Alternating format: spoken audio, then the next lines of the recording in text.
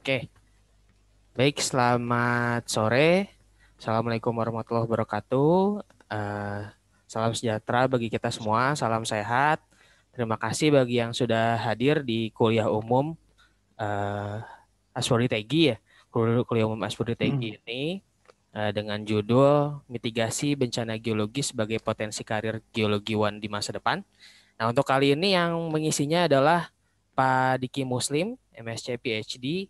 Beliau merupakan dosen dari Prodi Teknik Geologi Universitas Pajajaran. Nah, CPMK yang diharapkan itu adalah semoga mahasiswa dapat mengetahui aspek-aspek mitigasi bencana geologi yang dapat menjadi pilihan karir di masa depan. Mungkin itu untuk intro dari Pak Diki ya. Jadi penjelasan tentang Pak Diki pematerinya buat teman-teman sekalian, mahasiswa dan beberapa teman-teman dosen yang sudah berkesempatan hadir. Di sini ada Pak Untung Sumotarto dari Teknik Geologi Trisakti, ada beberapa juga ada Pak Solihin dari Pakuan. Terima kasih ya sudah bisa hadir untuk di kuliah umum seri ke yang 30 ini oleh Pak Diki Muslim. Nah, nanti untuk eh, materinya kurang lebih seperti yang sudah dijelaskan Pak Diki ya sampai jam 5 Ya, kurang lebih penjelasannya. Nanti setelah jam 5 kita ada sesi diskusi kurang lebih setengah jam.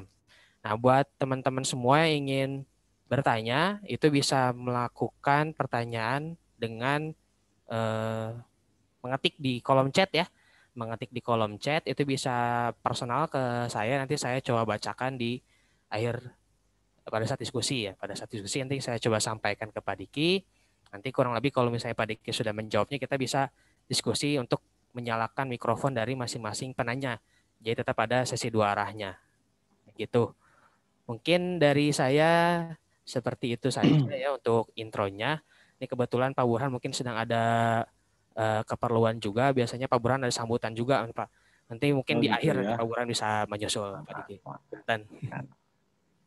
mungkin itu dari saya intronya. Untuk waktu kita persilakan Pak Diki untuk memaparkan materinya. Silakan Pak Diki. Baik, siap. Gimana ini presentasinya dari saya atau Boleh Pak, Bapak bisa buat presentasinya?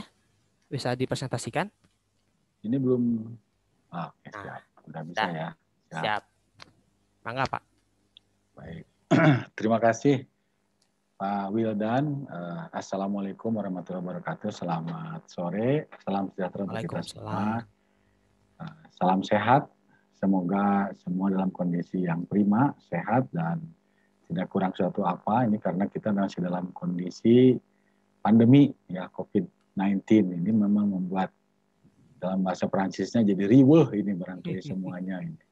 Ya, tidak hanya kita, dari Iya. mulai RI 1 begitu ya sampai ke krocok-krocok di bawah juga sama.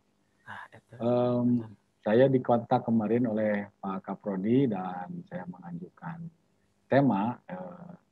Ini agak berbeda sedikit temanya sebetulnya bukan masalah kegeologian, tapi sejumlah intisari barangkali atau rangkuman begitu ya sejumlah webinar yang dilakukan dari tahun kemarin. Ini kaitannya dengan karir. Kebetulan saya juga di Ikatan Ahli Geologi Indonesia ikut meramaikan begitu, termasuk nanti Pak Burhan dan Pak Imam akan melenggang menjadi ketua IAGI barangkali ini dua-duanya. Tapi terlepas dari itu saya punya uh, atensi tersendiri ini mengenai karir geologiwan atau geological career atau geologis ke depan itu seperti apa gitu. Itu yang menjadi catatan dan karena ini Asprodi TG jadi saya membatasi diri untuk para mahasiswa yang belum pensiun dari S1 gitu. Kebetulan ada sejumlah mahasiswa yang lintas universitas suka berdiskusi begitu kemudian ada juga kegiatan-kegiatan yang mengajak saya untuk urun saran gitulah kira-kira. Nah, saya mencoba mengangkat tema ini dengan harapan bahwa capaian pembelajarannya adalah paling tidak mengetahui mahasiswa mengetahui dulu aspek-aspek apa yang bisa dipakai ke depan untuk bisa berkarir atau memanfaatkan ilmu geologi. Baik, saya mulai saja barangkali. Nanti kalau ada pertanyaan mungkin sambil jalan juga boleh. Pak Wildan ya. Oke, Kita siap, bisa siap, Pak. sambil ngobrol kok ini. Betul. Oke, terlihat nggak kira-kira ini? Yang terlihat apanya nih? Ini Ini saya ada kayaknya dua. yang terlihat malah apa? Tampilan yang Slide-nya. harusnya di Bapak nih. Oke, siap. Nah, Belum slideshow.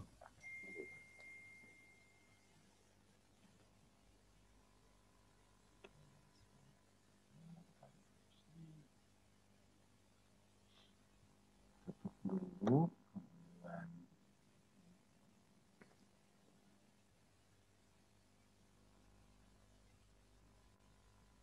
Sekarang gimana? Sama Masih? Pak. Mungkin ini di klik yang ini. Yang kedua ya. Nah,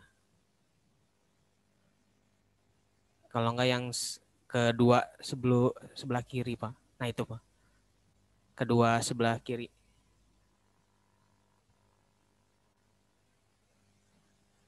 Nah, barangkali ini ya. Sekarang gimana? Nah, sudah, Pak. Udah ya, Sip. baik.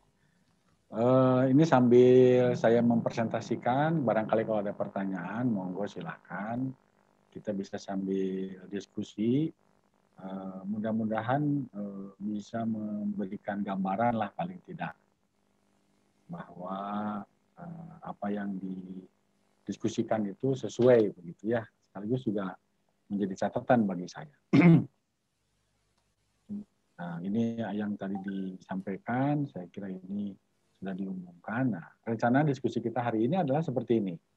Jadi ada geologi dan kebencanaan di Indonesia, sedikit saya akan mengulas kelembagaannya, kemudian kondisi geologinya, lalu mitigasi bencana geologinya, lalu karir geologis, dan sedikit nanti ada geopreneurship. Nah, ini yang mungkin bisa menjadi catatan. Nah, pertama, saya tampilkan dulu ini karena ini temanya tentang kebencanaan. Ya. Kita ada dikenal sebagai BNPB, National Disaster Management Agency. Lalu ada BPBD. Yang membuat saya agak sedih, BPBD itu ternyata tidak seluruh Indonesia ada BPBD ini. Walaupun itu amanat undang-undang, salah satunya kota saya di Bandung belum punya BPBD sampai sekarang. Itu juga jadi catatan. Kemudian BNPB saat ini sedang berusaha begitu memperbaharui Undang-Undang Nomor 24 Tahun 2007 yang sampai saat ini masih dalam diskusi di berbagai pihak. Kemudian ada kalau dari kita di geologi ada yang disebut PVMBG, ya, di Badan Geologi di Kementerian SDM. Nah, PVMBG ini di dalam bahasa Indonesianya adalah Pusat Vulkanologi dan Mitigasi Bencana Geologi. Tapi di dalam bahasa Inggrisnya adalah Center for Volcanology and Geological Hazard Mitigation. Jadi ini agak sedikit berbeda ini. Saya pernah sampaikan juga hal ini, tapi paling tidak itu menjadi catatan mengenai apa bedanya disaster dengan hazard, apa bedanya bahaya dengan bencana. Itu juga menjadi catatan. Ini mungkin untuk para mahasiswa bisa dicatat itu nanti karena ada perbedaan mendasar di kedua itu. Kemudian yang lain misalnya ada BMKG, kebetulan kepala badannya ada Profesor Dwi Korita, beliau geologis.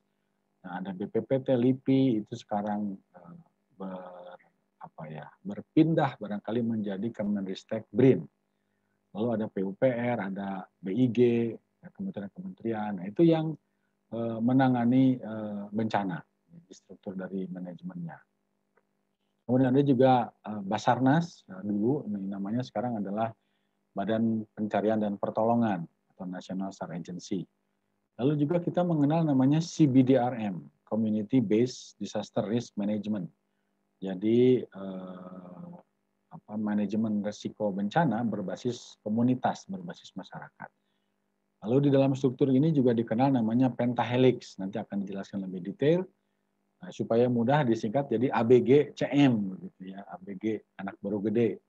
Academic, Business, Government, Community, Media. Kemudian ada NGO, ada NPO, ada Academic Group, Research Center, Studi Group. Kemudian ada studi group juga dari mahasiswa, misalnya himpunan mahasiswa, ada geologi, geofisika, kemudian geografi, ada pramuka, bahkan ada orari, ada rapi. Itu studi group juga student yang mengawakinya. Kemudian catatan saya di slide terakhir, slide pertama ini adalah mengenai yang disebut bencana geologi. Bencana geologi itu secara administrasi di Indonesia itu mencakup 4 yang disebut LGBT. Longsor, kemudian gunung berapi, gempa bumi, dan tsunami. Jadi jangan salah, LGBT-nya berbeda ini. LGBT di sini adalah volcano eruption, landslide, earthquake, dan tsunami. Saya mudahkan saja jadi LGBT karena 4 poin dari bencana ini ditangani oleh komunitas geologi, khususnya secara resmi di dalam PVMBG di atas. Oke. Ini ada undang-undangnya, urut-urutannya dari mulai undang-undang nomor 24 tahun 2007 yang rencananya akan direvisi karena mungkin sudah hampir 13 tahun ya barangkali ini sudah berkiprah begitu. Walaupun pencetusnya sendiri sudah cukup lama, tapi 2007 baru disahkan. Kemudian ada banyak peraturan kepala BNPB. Nah, ini kaitannya dengan rencana aksi, rehabilitasi, dan rekonstruksi pasca bencana. Lalu PP, peraturan pemerintah, tahun 2010, tahun nomor 93, tentang pendanaan. Ya, kemudian ada Perpres 2008, lalu PP, peraturan pemerintah nomor 23 2008 tentang peran serta lembaga. Ini menjadi penting ketika geologis mencari pekerjaan, makanya saya tampilkan di sini.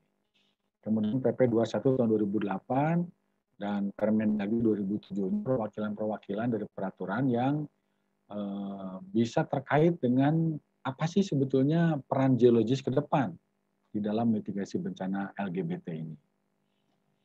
Oke, sebelum saya masuk kepada materi tentang karir geologisnya, saya ingin mengajak nih bangga para mahasiswa masih ada yang belum tahu atau yang mengikuti kuliah di geologi. Saya ingin menunjukkan mudah-mudahan terlihat di sini ada Indonesia, kemudian ada yang warna kuning, ada hijau, ada biru, ada merah. Nah, ini semuanya menunjukkan dalam bahasa Indonesianya apa itu geologi sebetulnya. Jadi dari sisi permukaan, dari digital elevation model, dari SRTM, kita bisa melihat bahwa inilah wajah bumi kita. Ya, saya fokus di ekuator, khususnya di Indonesia, kan di situlah kita berada. Kemudian ada sejumlah potensi bahwa daerah kita ini adalah daerah yang kaya akan bencana. Dulu Mbah Rono menyebutnya sebagai supermarket, katanya. Supermarket bencana. Ini kita bisa melihat makin merah, makin dalam lautan.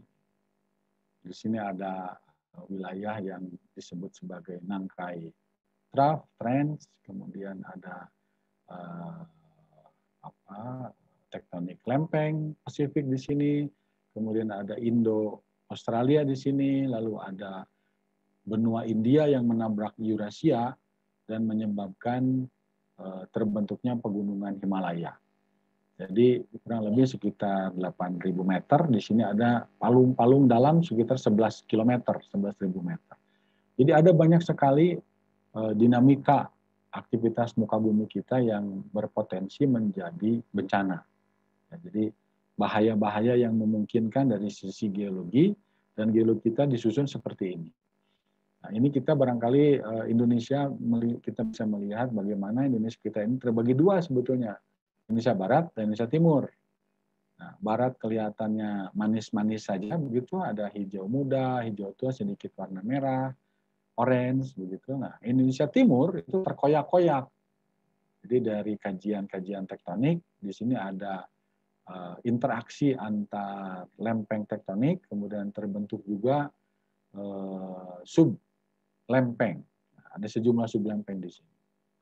Dan itu menjadi catatan karena baru-baru ini saja, 1 atau 2 dekade ini saja, bahwa Indonesia Timur ini mulai ditambah, mulai digarap. Bahkan di Kementerian Pendidikan dan Kebudayaan kita, penelitian-penelitian Indonesia Timur itu mendapat prioritas. Sehingga ini tidak heran daerah Indonesia Timur seharusnya sekarang setelah 1 atau 2 dekade itu bisa menyimpan banyak potensi ekonomi sekaligus potensi bencananya. Saya teringat ada bimbingan-bimbingan saya yang bekerja di PPGL, Puslitbang Geologi Kelautan Kementerian SDM, yang bercerita bahwa ada ekspedisi dari Jerman yang menemukan sejumlah gunung api bawah laut yang justru lebih tinggi daripada gunung api di daratan. Dan ini suatu saat berpotensi besar karena di sana ada chimney-nya, kemudian ada kerucut gunung apinya, ada kawahnya, jauh di bawah laut, kedalaman sampai 6.000 sampai 8.000 meter di bawah laut lantainya. Kemudian ketinggiannya juga ada yang 6.000 sampai 7.000 meter. Jadi tidak terlihat di permukaan dan itu hanya bisa dicapai dengan sejumlah alat yang cukup canggih, yang sayang sekali Indonesia ini masih bernafas untuk mendapatkan alat-alat ini. Kebetulan kepala barangkali ya kapten kapal di BPPT dengan RU Barunajaya, kemudian kapten kapal di PPGL dengan Geomarin itu nampaknya belum siap kalau untuk memetakan seluruh Indonesia di wilayah kita. Jadi ini juga jadi catatan bahwa ada potensi bencana besar yang bisa muncul dari lautan kita, terutama di Indonesia Timur ini. Kalau di darat sudah jelas, sudah terpetakan. Baik, saya ingin mengajak para mahasiswa, terutama mungkin juga Bapak dan Ibu dosen yang kebetulan berkenan hadir, melihat bahwa bumi kita itu kalau dilihat dari ukuran dengan sejumlah endoplanet, itu lumayan besar bumi kita itu. Tapi kebetulan ini Pluto sudah ditendang dari nama planet kita, ya, itu bumi kita warnanya biru, paling indah, paling bagus dibandingkan warna lain planet lain yang tidak familiar dengan kehidupan. Tapi kalau kita bandingkan dengan eksoplanet di tata surya kita, bumi kita tuh kecil. Bahkan dengan kakak paling tuanya, planet Jupiter, kita sebetulnya hanya sebanding dengan salah satu mata di planet Jupiter ini.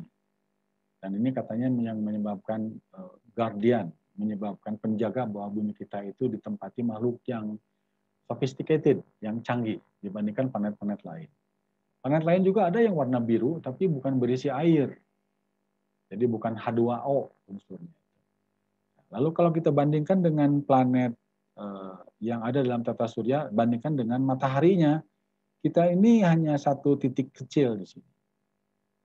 Lalu apalagi kalau kita bandingkan dengan galaksi yang lain, buminya saja sebesar kelereng, yang lainnya lebih besar dari nampan begitu. Nah, kita tentu saja tidak ada artinya.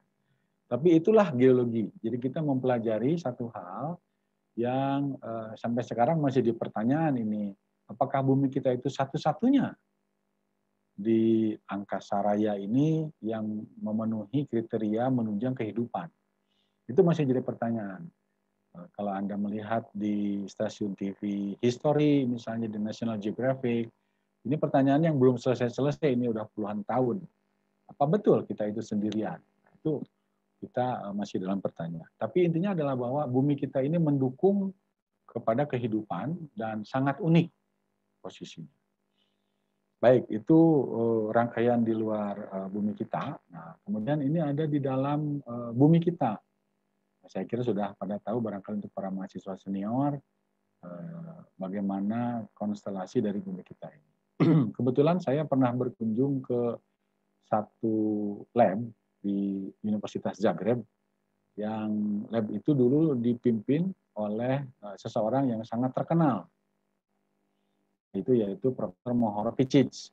Nah, Mohoro Picic ini memberikan batas begitu di antara mantel dengan kerak. Kita melihat bahwa betapa tipisnya kerak bumi kita dan betapa tebalnya mantel sampai ke inti bumi kita ini. Ini semuanya masih relatif karena tidak ada bukti yang menunjukkan secara fisik bisa ketemu di sini materialnya itu apa. Pendekatan dari sisi geofisika global. Tapi paling tidak inilah kira-kira gambaran bumi kita yang untuk kehidupan manusia yang ada di atasnya menjadi sangat rentan. Ini yang perlu diperhatikan baik-baik bahwa pengetahuan-pengetahuan kita tentang bumi kita itu masih belum banyak sebetulnya, ya, dengan ilmu geologi kita sampai saat ini. Baik, kemudian tadi dalamnya sudah kita ketahui, lalu inilah gambaran dinamikanya permukaan dari yang disebut geologi of Indonesia. Kita bisa melihat ada sejumlah titik berwarna merah, kemudian ada segitiga berwarna merah, itu saya batasi saja, kemudian ada bintang berwarna kuning begitu, yang menunjukkan event-event yang terjadi akibat geologi Indonesia ini. Dari sejumlah rona yang bisa kita lihat di permukaan, kita bisa melihat sejumlah pulau, kemudian pergerakan lempeng, ini saya kira sudah pada tahu. Nah, yang menarik adalah bahwa kita mempunyai sejumlah potensi bencana yang LGBT tadi itu. Ya, gunung apinya ada, gempa buminya banyak, kemudian tsunami-nya juga banyak, kemudian longsornya apalagi, longsor itu juara selalu di Indonesia itu. Ya, walaupun kecil-kecil hanya di musim hujan, tapi juga menyebabkan korban paling banyak ternyata. Nah, berbeda dengan gempa bumi dan tsunami yang kecuali yang Aceh kemarin, ini gebrakannya luar biasa. Kita bisa melihat bahwa Indonesia kita ini sangat beragam, dengan penduduk kurang lebih saat ini sekitar 260 juta, ada 554 kalau tidak salah pemerintahan daerah di Indonesia, maka kita mempunyai peluang, ya, bahwa geologi sebetulnya ke depan tidak sulit mencari pekerjaan seharusnya kalau bisa memilih mana yang memungkinkan dari sisi geologi. Oke, nanti saya akan elaborasi lebih jauh tentang hal itu. Baik, kemudian, ada Pak Saiful. Saya teruskan, barangkali ini catatan saja, barangkali gambaran yang tadi sudah dijelaskan mengenai apa yang terjadi di bawah muka bumi kita. Dan saya mendengar bahwa kita di Indonesia ini rentan, seperti tadi Pak Surono sampaikan, yang disebut supermarket bencana. Dan kita mempunyai sejumlah catatan bahwa bencana-bencana kita itu tidak terprediksikan. Kadang-kadang tidak bisa terprediksi dalam pengertian bukan D-Day-nya, tapi kesiapsiagaan kitanya saja masih belum. Nah, itu yang menjadi catatan bagi saya mengenai peran geologis ke depan. Dengan kondisi semacam begini Indonesia, kita akan kaya memang dengan sumber-sumber alam, sumber daya alam, baik mineral, migas, energi, kemudian juga mungkin hal-hal lain yang barangkali tidak terpikirkan ke depan, yaitu yang masih sekarang sedang ramai misalnya seperti REE, kemudian baterai, nah itu yang masih belum berwujud di Indonesia, tapi menuju ke sana. Ini juga menjadi catatan dari sejumlah kegiatan di IAGI yang saya amati, yang saya ikuti, itu menuju ke arah sana. Walaupun kondisi ekonomi dunia tidak bagus, artinya bahwa sejumlah pekerjaan menjadi tidak tersedia begitu dengan kondisi ekonomi. Nah, ini kondisi geologi Indonesianya. Nah, dari situ kita juga bisa melihat bagaimana kondisi potensi dan ancaman bencana di Indonesia. Nah, ini yang tadi kalau saya tampilkan di sini adalah bagaimana di Indonesia itu warnanya mungkin merah semua sebetulnya kalau yang baru ini. Ini catatan saja bahwa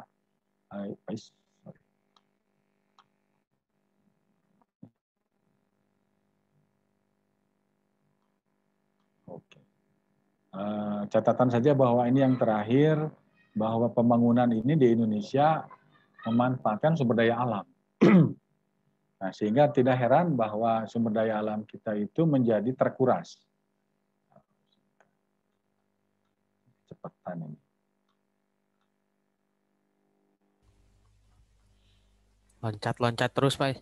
Iya, ini tadi kecepatan ini ya. Baik, saya akan, nah ini aja. Ada sejumlah bencana alam yang saya kira mungkin patut diperhatikan. Ya tadi catatan-catatan saja kalau tadi. Di sini kita kelompokkan jenis-jenis bencana itu berdasarkan undang-undang. Dan saya pikir bahwa geologis itu sebetulnya bisa berperan di semua lini. Seharusnya di semua lini geologis itu berperan. Ya kalau geologi, bencana geologi barangkali tidak aneh seorang geologis membaktikan ilmunya di situ. Tapi kalau hidrometeorologi juga barangkali masih bisa ada banjir, topan, banjir bandang, kekeringan. Ini geologis bisa berperan di situ. Tapi ada bidang lain yang seperti biologi misalnya yang sekarang kita pandemi ini mengenai epidemi. Ya, kami ada riset-riset terkait dengan medical geology. Nah, epidemi ini bisa menjadi catatan bahwa seorang geologis yang mendalami geokimia misalnya, itu juga bisa berperan. Artinya ada sebetulnya ceruk yang bisa dimanfaatkan oleh geologis untuk berkarya atau bekerja. Misalnya di kami ada penelitian tentang gas radon.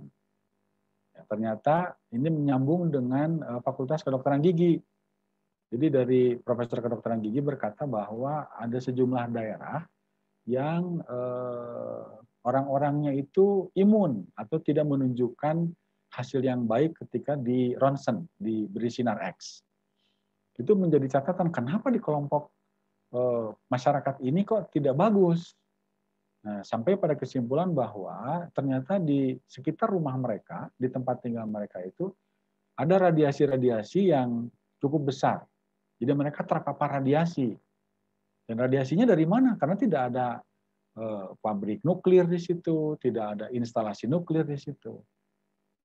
Kemudian diskusi dengan kami dan diketahui bahwa beberapa mineral tertentu itu memancarkan sinar-sinar alfa, beta, gamma yang juga berpengaruh terhadap kesehatan manusia. Dan bahkan ini tahun kemarin itu sudah ada asosiasi geologi medik internasional, konferensinya yang ke-20. Jadi kalau di luar sudah ramai ini masalah ini. Jadi kita mungkin belum banyak terkait ya mengenai epidemi. Lalu kaitannya dengan misalnya Kementerian SDM di Badan Geologi ada juga yang kaitannya dengan konservasi dari bahan tambang emas, terutama yang tambang emas rakyat itu menggunakan hidragium atau air aksa. Nah, ini juga bencana teknologi. Di Jepang namanya bencana Minamata karena kampung Minamata yang terkena. Tidak jauh dari Tokyo itu kampung Minamata itu. Nah, ini juga menjadi catatan bahwa geologis sebetulnya punya peran di situ atau paling tidak punya keterkaitan. Dan ini yang belum banyak dilakukan di kita di Indonesia. Ya. Contoh lain misalnya seperti kecelakaan akibat jalan tol yang tidak bagus misalnya, atau jalan tol yang baru diresmikan sudah longsor. Nah itu kecelakaan karena teknologi yang tidak dikawal nampaknya oleh geologis. Nah, ini juga mungkin jadi catatan. Hal lain misalnya seperti lingkungan, itu kebakaran hutan.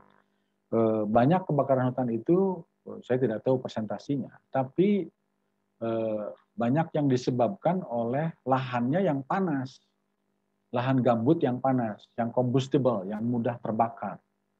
Itu juga menjadi catatan bahwa seharusnya geologis punya peran di situ. Bagaimana wilayah-wilayah tertentu yang bisa dikawal oleh geologis.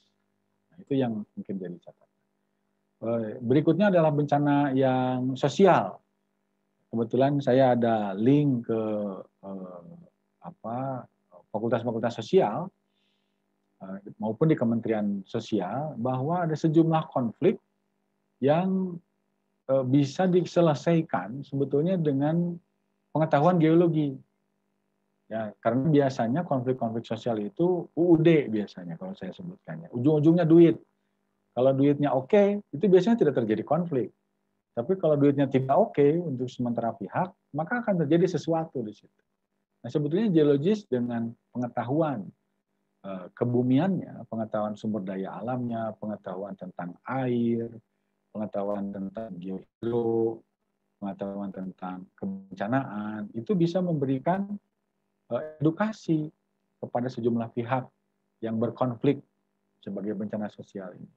Tapi kita jarang begitu geologis diminta untuk diskusi tentang ini dan muncul ke publik, muncul ke permukaan. Artinya adalah bahwa dari jenis-jenis bencana alam ini ada sejumlah ceruk yang penuh, seperti kerja di pertambangan, kerja di migas, konsultan, itu ceruknya sudah padat ini.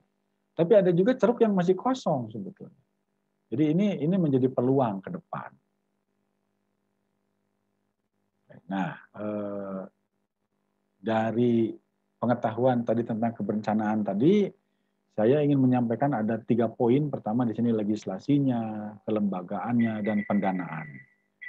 Nah, pendanaan ini bisa menjadi catatan bahwa ada sebetulnya dana yang bisa dimanfaatkan geologis untuk berkarya. Ya, entah itu nanti sebagai honor, entah itu sebagai gaji, entah itu sebagai bayaran, apapun namanya.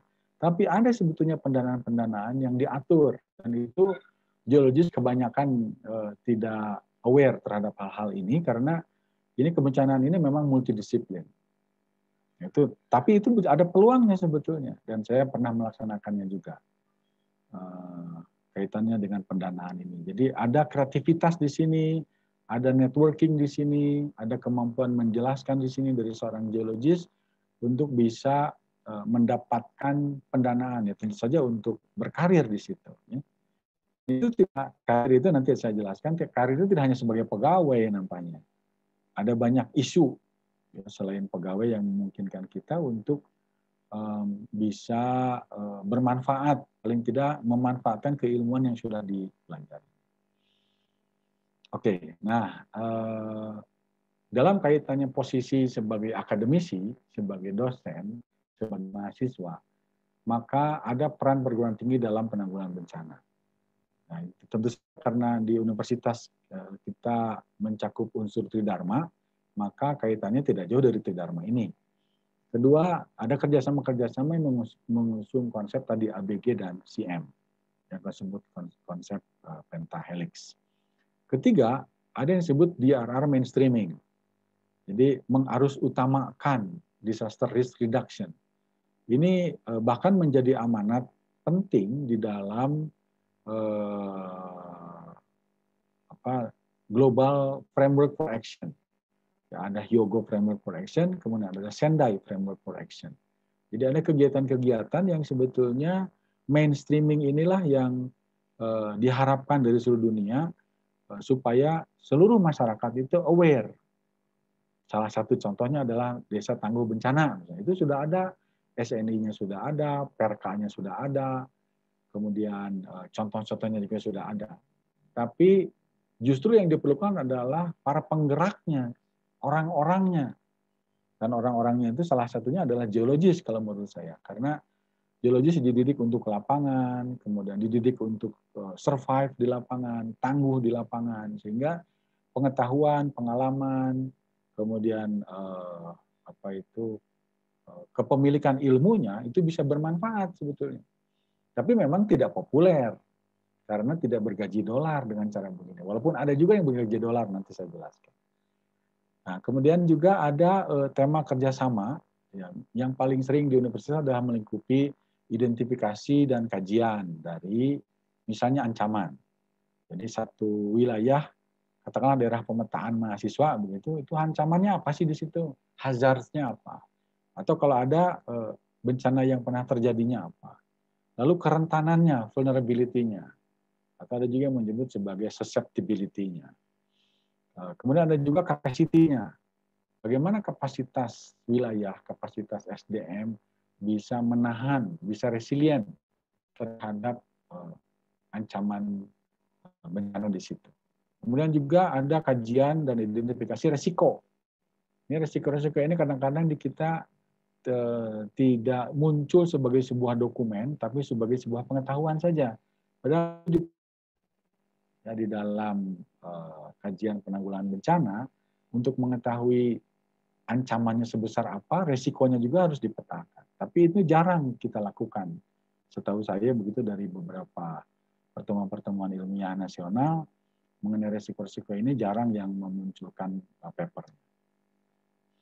Ini contoh saja barangkali sebagai pengetahuan bahwa ada 3 poin yang tridharma itu salah satunya adalah pendidikan. Misalnya peningkatan SDM aparatur secara formal. Ini S1, S2, S3 ataupun non formal. Ya, non formal itu bisa digagas oleh pemerintah, digagas oleh mahasiswa, digagas oleh LPPM atau DRPM, digagas oleh sejumlah ormas. Yang intinya adalah meningkatkan kapabilitas dari sumber daya manusia. Kemudian peningkatan kapasitas dan awareness dinas, instansi. Dalam hal ini mungkin kalau kami dengan pemerintahan kabupaten dan BPBD-nya. Dan ternyata dari lapangan menunjukkan bahwa sejumlah pegawai BPBD, sejumlah pegawai yang ada kaitannya dengan kebencanaan, tidak hanya BPBD sebetulnya, itu dalam tanda kutip mengeluh sebetulnya bahwa yang bersangkutan pindah ke BPBD itu seolah-olah seperti dibuang. Ya, karena tidak ada duitnya di situ. Yang ada adalah simpati dan empati. Nah, ini berimbas kepada kurangnya awareness, kurangnya kesiapsiagaan, kurangnya perhatian. Karena ini instansi yang menjadi pemadam kebakaran istilahnya. Kalau sudah ada kejadian baru bergerak. Padahal sebetulnya di dalam tugas fungsinya mungkin saja ada masalah-masalah mitigasi, masalah-masalah pendidikan. Tapi ini tidak terrealisasikan dengan baik. Kemudian yang ketiga adalah pendidikan non formal bagi masyarakat umum daerah bencana. Jadi ini walaupun tidak populer, mungkin tidak memberikan nilai ekonomis kepada para penelitinya, aktivisnya, tapi ini bisa menjadi catatan di paling tidak sejumlah mahasiswa membuat usulan PKM, program kreativitas mahasiswa. Nah, bisa dilaksanakan di masjid, bisa dilaksanakan di kantor RW, di sekolah-sekolah. Itu sebetulnya bisa dilakukan. Dan ini untuk para mahasiswa yang belum lulus, belum pensiun dari S1, sebetulnya itu bisa menjadi portofolio nantinya, menjadi bagian dari CV. Itu yang bisa menjadi catatan barangkali.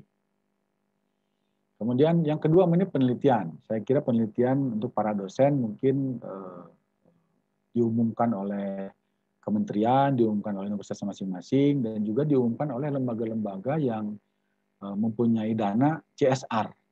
Ada beberapa di kami yang itu berhasil dari situ mendapatkan dananya. Ya. Misalnya pemetaan tematik terinci dalam skala besar, kita karena punya kegiatan pemetaan geologi, maka mungkin dari situ sebetulnya bisa dikembangkan menjadi pemetaan tematik kebencanaan.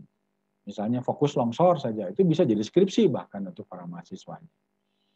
Kemudian kajian kestabilan lereng-lereng kritis di suatu daerah, di suatu kecamatan, di suatu desa. Nah, juga bisa di perusahaan.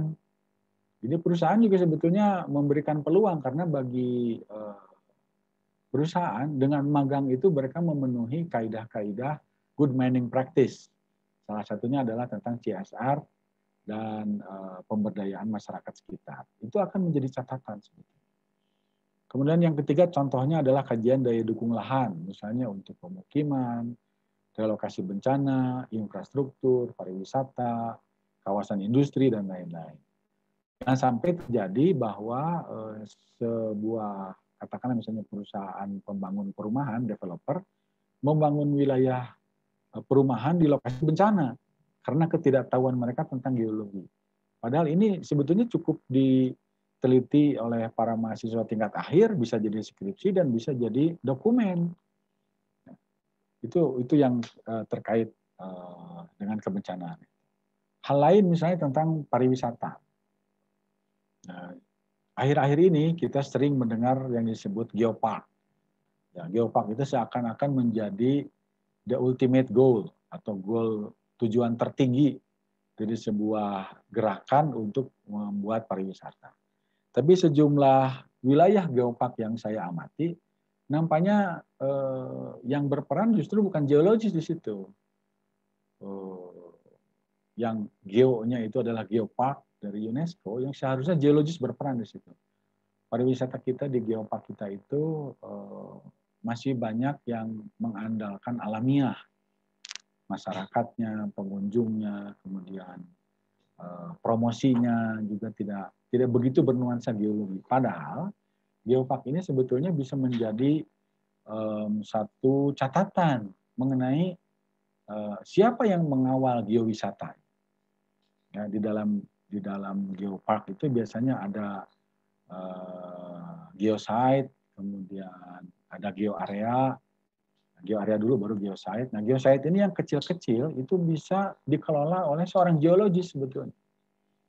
Ya, di dalam presentasi Badan Geologi dikatakan bahwa ada kurang lebih seratusan wilayah yang berpotensi jadi geopark di Indonesia.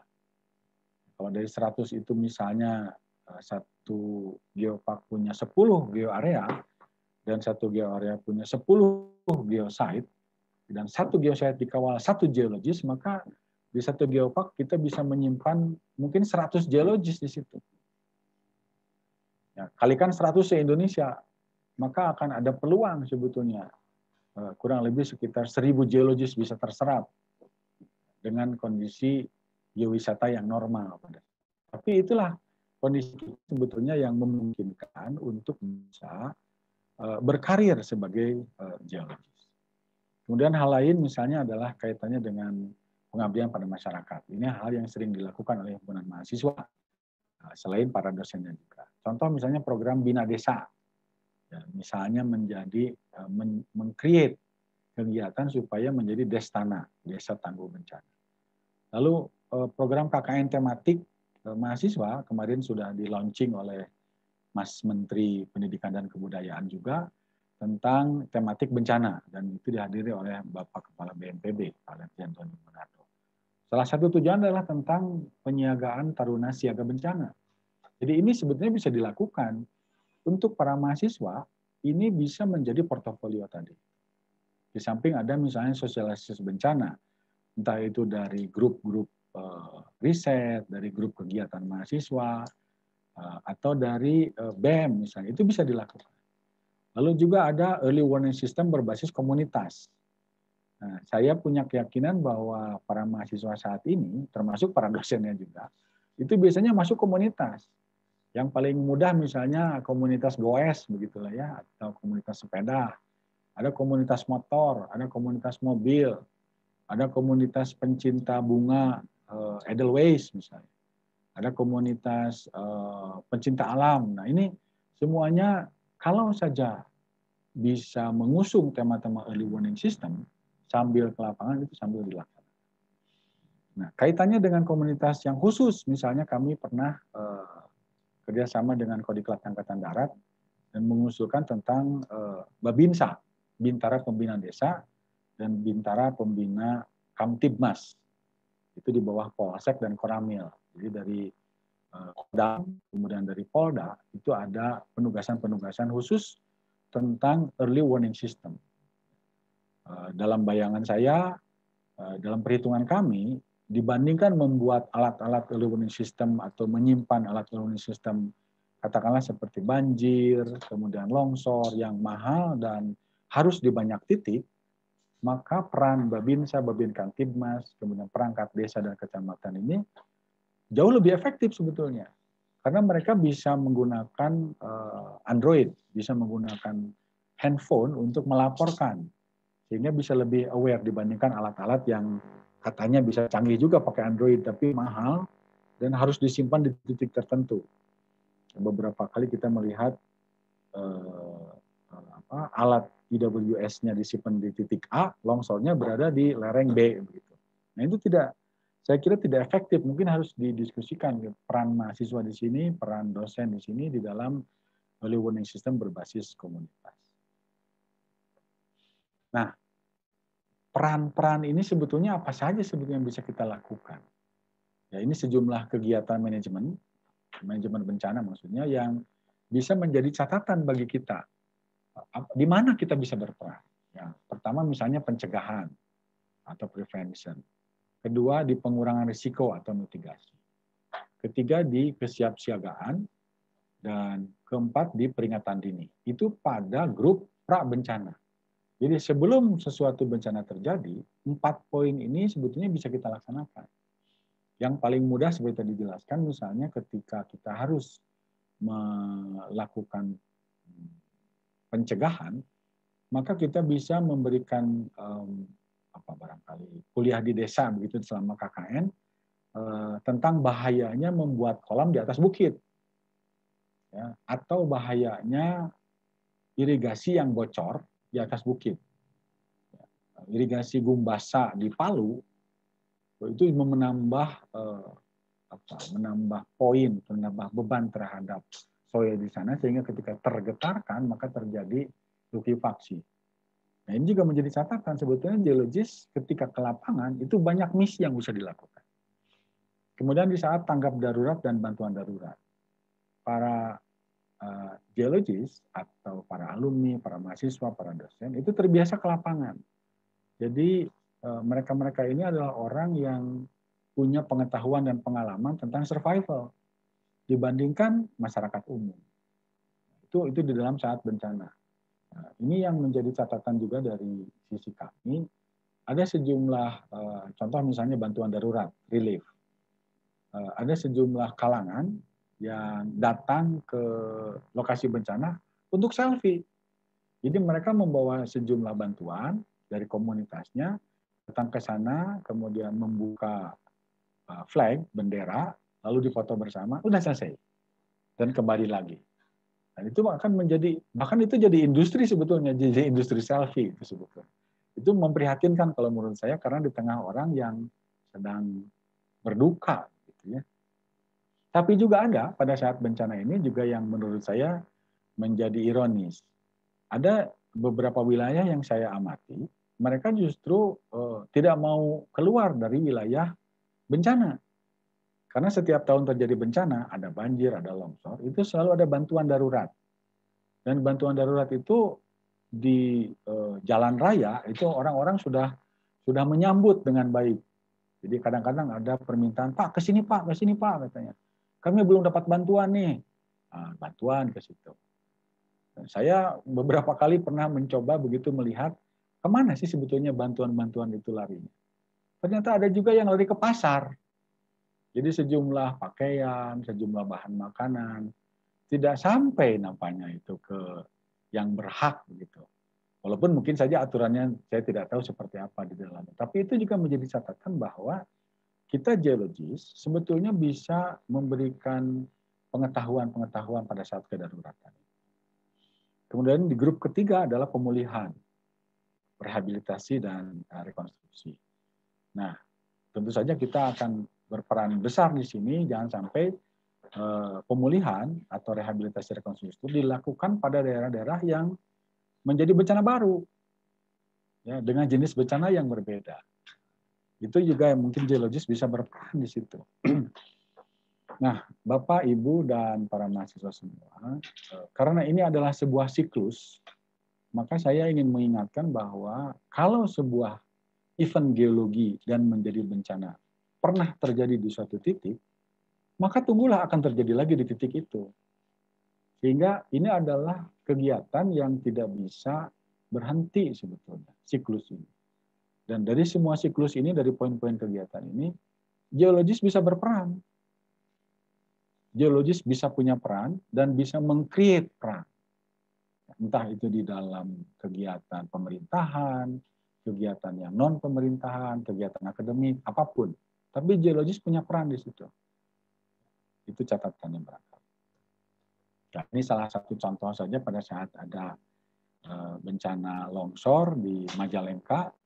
Jadi dari awal kita sudah sempat menyampaikan ke pengurus BPBD, kecamatannya, sejumlah mahasiswa kami juga mappingnya di sana.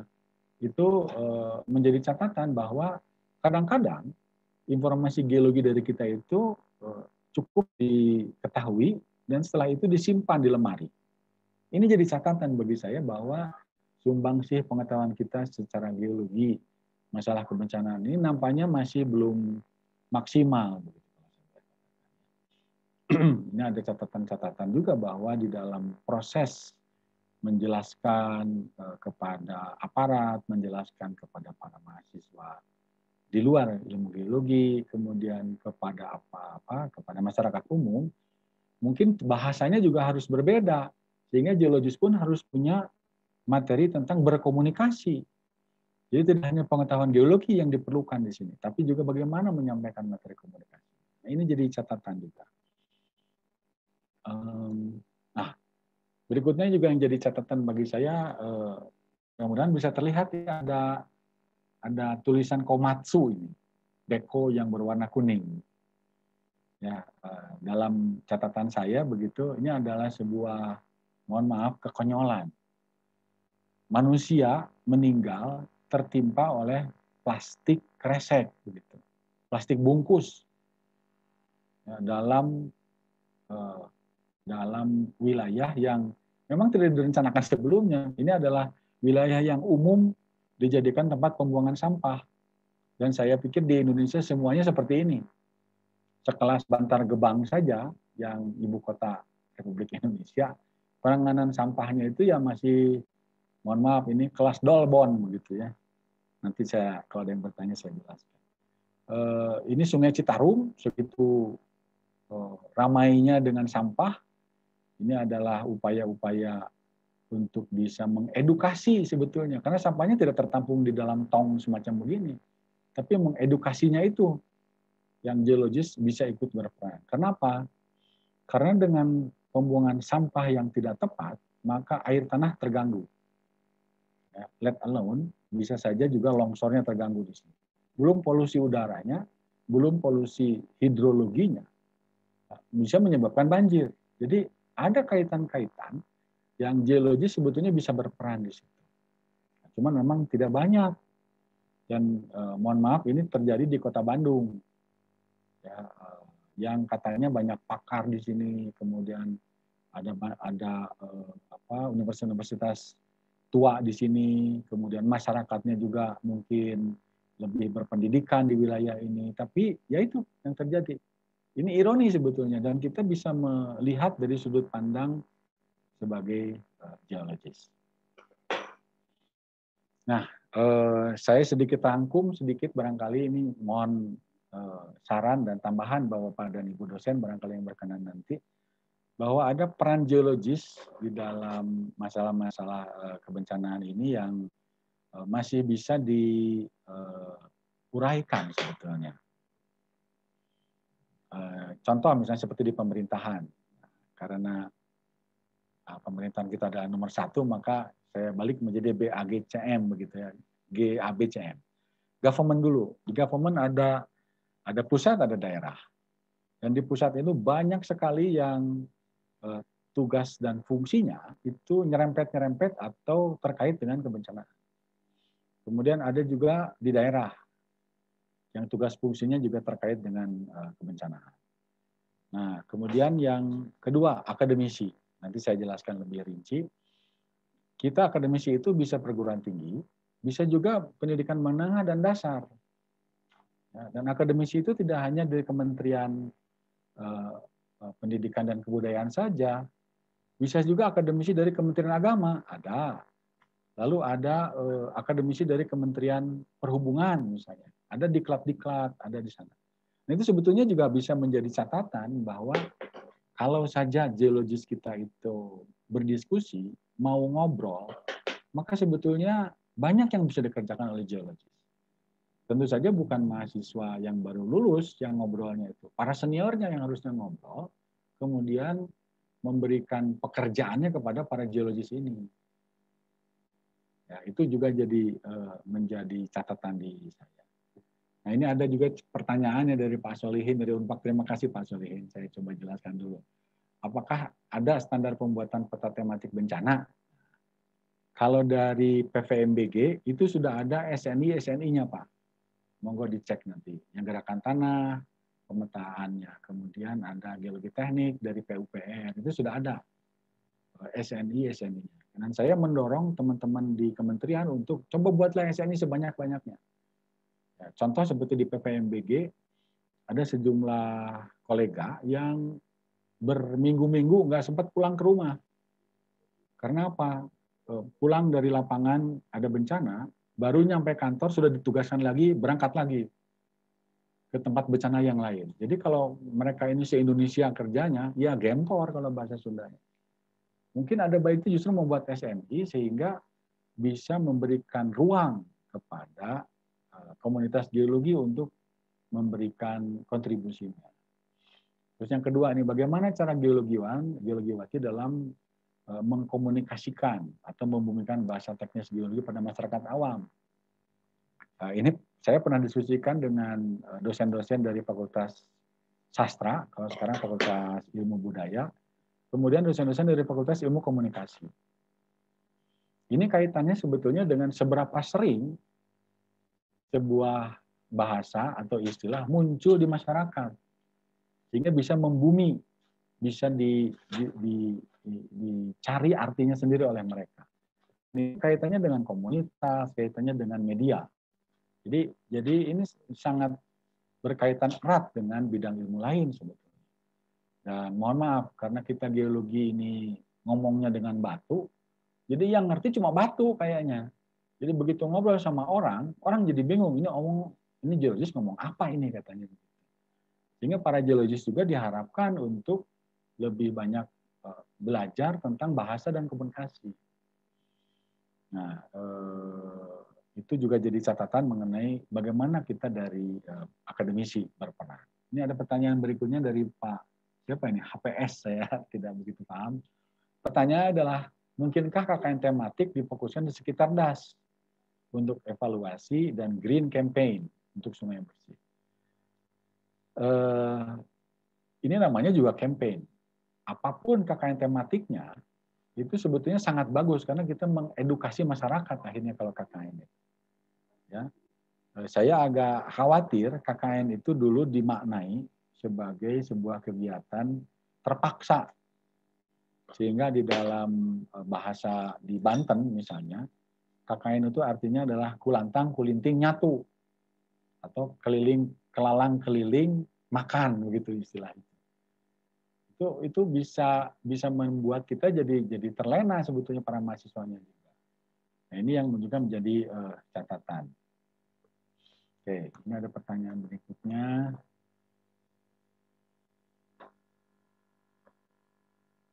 Nah, ini mengenai perang dunia nih. Oke. Dalam penanggulangan bencana akibat perang, sebelum dan sesudah perang. Ya. Kebetulan di National Geographic sedang ada tayangan tentang World War II, Perang Dunia Kedua. Itu sebetulnya bisa menjadi catatan bahwa geologis ketika dia sumbangsih begitu di dalam sebuah kegiatan, termasuk harus memikirkan bagaimana kalau terjadi perang. Karena perang yang sekarang ini mungkin tidak seperti zaman dulu lagi, tapi sudah pakai teknologi. Bukan membunuh sebanyak-banyaknya barangkali, tapi membunuh setepat-tepatnya. Itu juga jadi catatan ini. Geologis berperan di dalam memberikan sumbangsih keilmuan. Oke, baik, saya lanjutkan dulu. Yang ketiga adalah tentang perusahaan. Ini peran geologis di dalam pentahelix stakeholder untuk kebencanaan. Di perusahaan yang tradisional, tambang, gas, tata ruang, itu ada bagian-bagian tertentu kalau perusahaan besar yang punya HSE. Dan HSE ini dari sejumlah diskusi dengan alumni, dengan para pemangku kepentingan di HSE, itu kalau orang yang ilmu kebumian biasanya mempunyai lebih tepat begitu dalam perencanaan kerjanya. Karena tadi itu mungkin geologis punya kegiatan yang sifatnya lapangan. Jadi terlatih, terasuh begitu. Itu di perusahaan-perusahaan. Tapi juga ada geologis yang bukan di dalam perusahaan, tapi di luar perusahaan. Dan ini kadang-kadang menjadi bentrok. Mungkin dari pertambangan ada yang disebut LSM, Jatam misalnya. Nah itu galak sekali itu. Dan itu menurut saya sebagai penyeimbang bahwa bencana itu bisa terjadi di mana-mana, bisa terjadi kapan saja, dan bisa menyerang siapa saja. Jadi mau tidak mau itu juga menjadi catatan. Tentu saja perusahaan-perusahaan konsultan, kontraktor, itu juga ada, saya jelaskan. Lalu komunitas, misalnya komunitas profesional, himpunan profesi, IAGI, HAGI, YATMI, HATI, kemudian ikatan arsitektur, ikatan planner, itu banyak yang juga memerlukan geologi sebetulnya untuk bisa mengejawantahkan tadi sebetulnya pertanyaan tadi. Apa sih hasil-hasil geologi yang bisa dimanfaatkan oleh kalangan non-geologis? Kemudian ada ormas. Nah, ini saya ingin sedikit bedakan antara LSM dengan NGO, walaupun artinya sama. Nah, LSM yang kita maksud adalah lembaga swadaya masyarakat yang kaitannya dengan empati bencana. Ya, tapi ada juga lembaga-lembaga swadaya masyarakat ini yang justru bukan empati, mereka menuai antipati. Ya, sering demo, misalnya demonya juga berujung kerusuhan. Ya, saya tidak ingin menyebut satu pun nama LSM-nya, tapi itulah yang terjadi di kita. Nah, tapi ada juga LSM-LSM yang memang berkaitan dengan kebencanaan, dengan menjaga lingkungan misalnya, itu ada. Nah, yang terakhir di dalam ABGC ini adalah peran media. Nah, ini peran media ini ada kawan-kawan yang geologis kemudian berubah menjadi wartawan. Karena pengetahuan-pengetahuan dia yang cukup bisa diandalkan untuk mencari berita berdasarkan lokasi. Kemudian juga ada misalnya acara-acara di TV kita kaitannya dengan geopark, dengan disaster, kebencanaan, dan lain-lain. Dan itu yang menjadi catatan bahwa geologi sebetulnya bisa berperan dimanapun. Asal kaitannya dengan bumi, seharusnya geologis bisa berperan.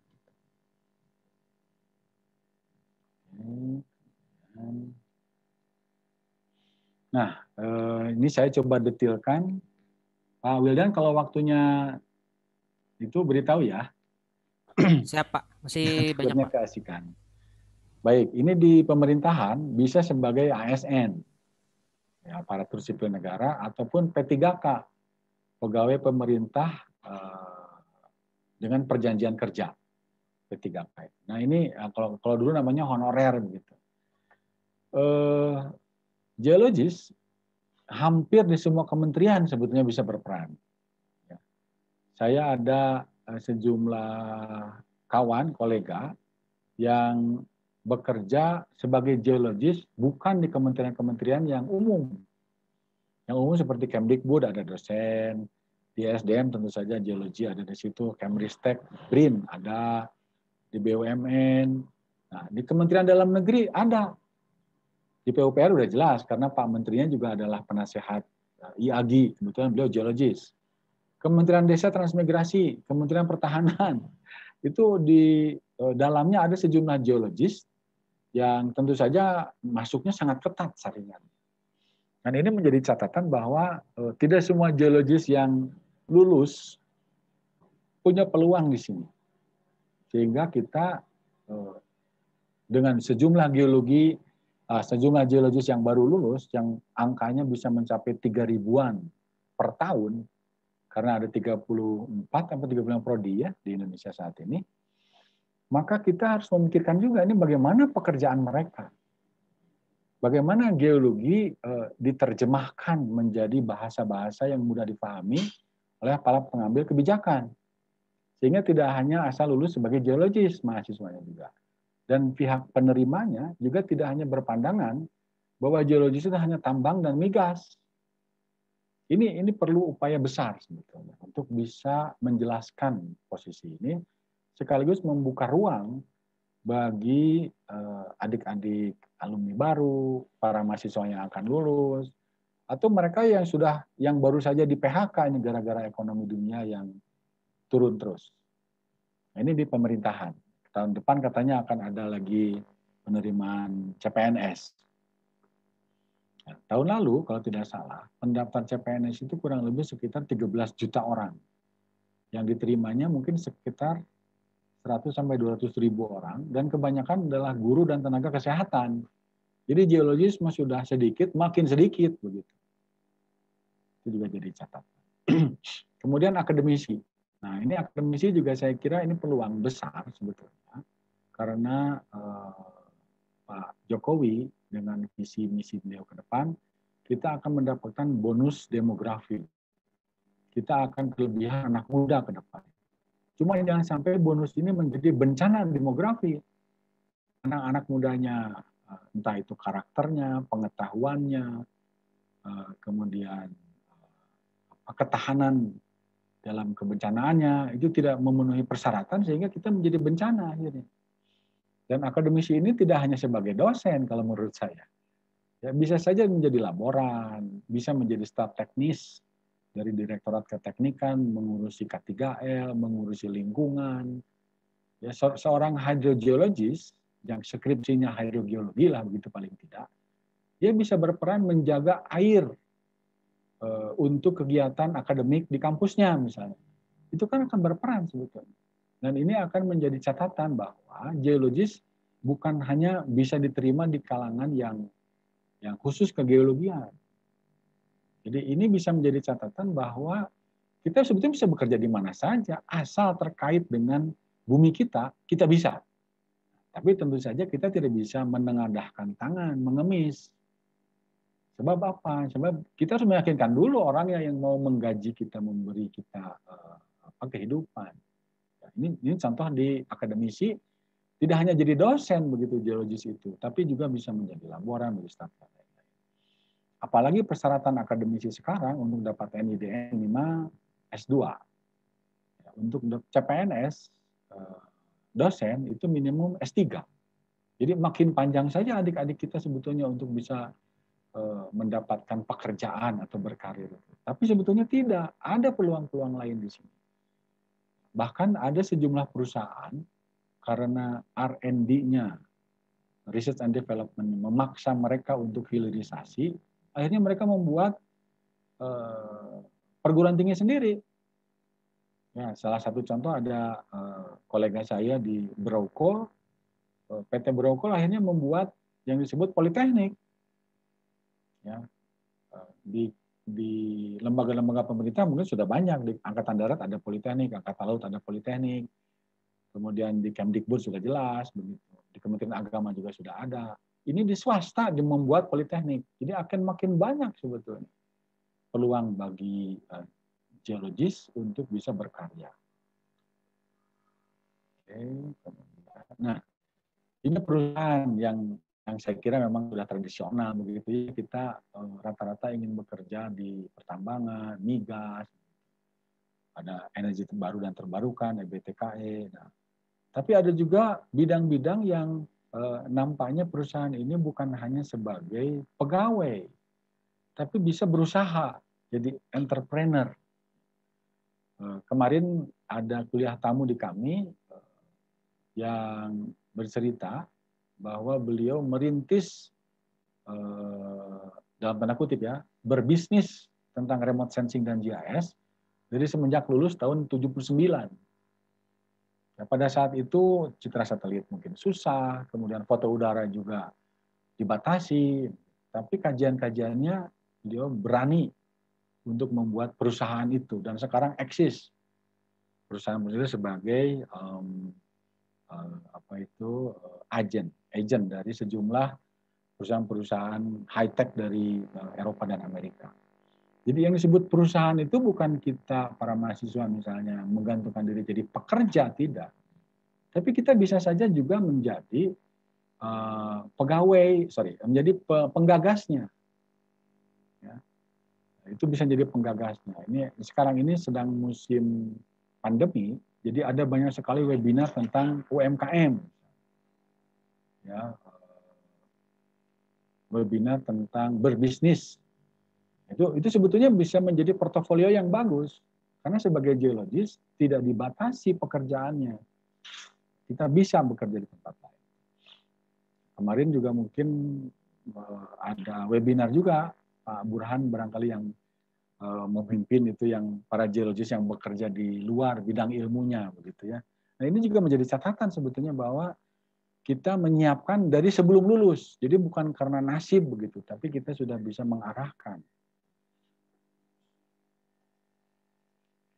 Nah, ini komunitas.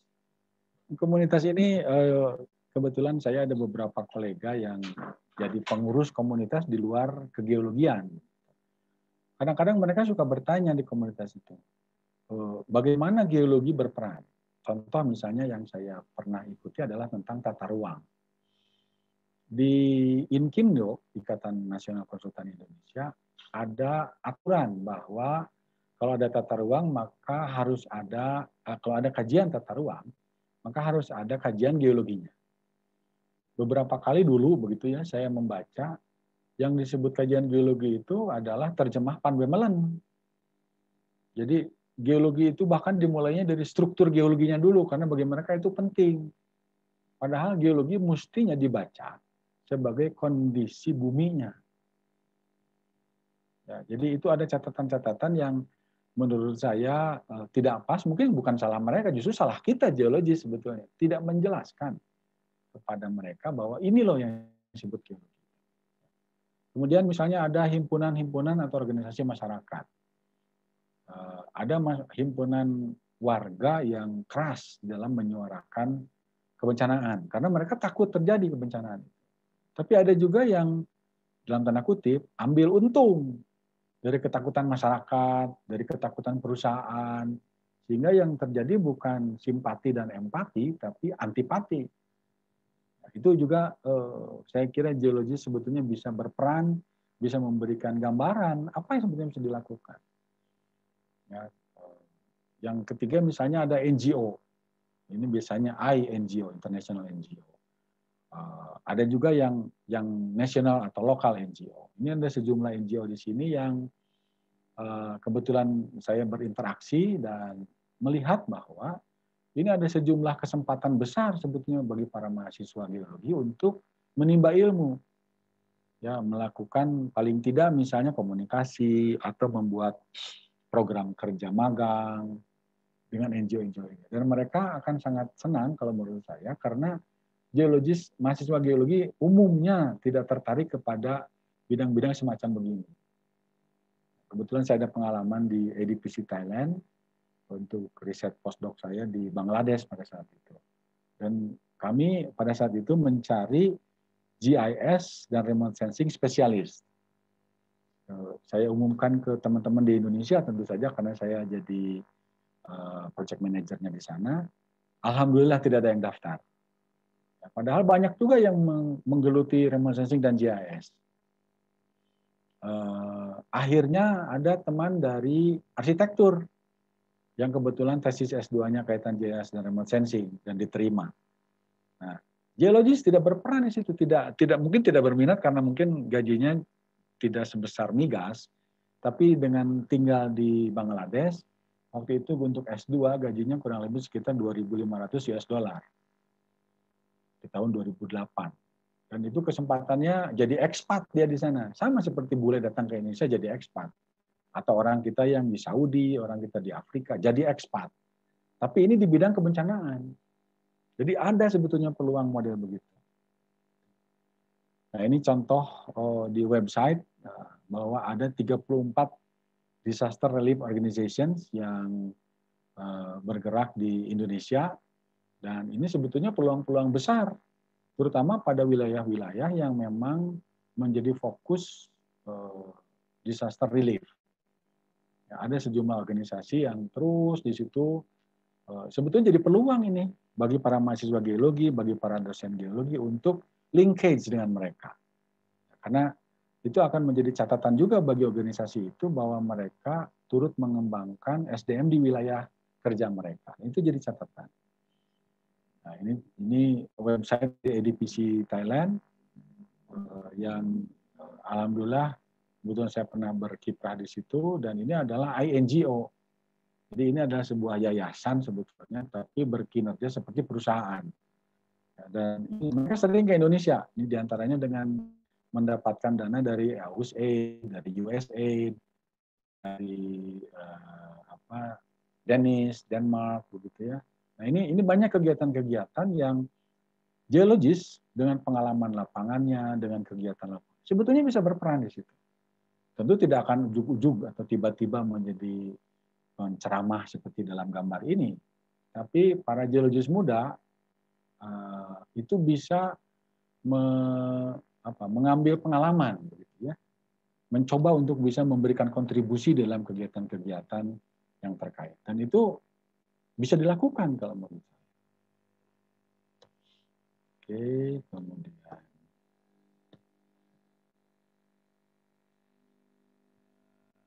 nah ini salah satunya juga ada kawan saya yang pegiat di sini di RDI, Resilience Development Initiative.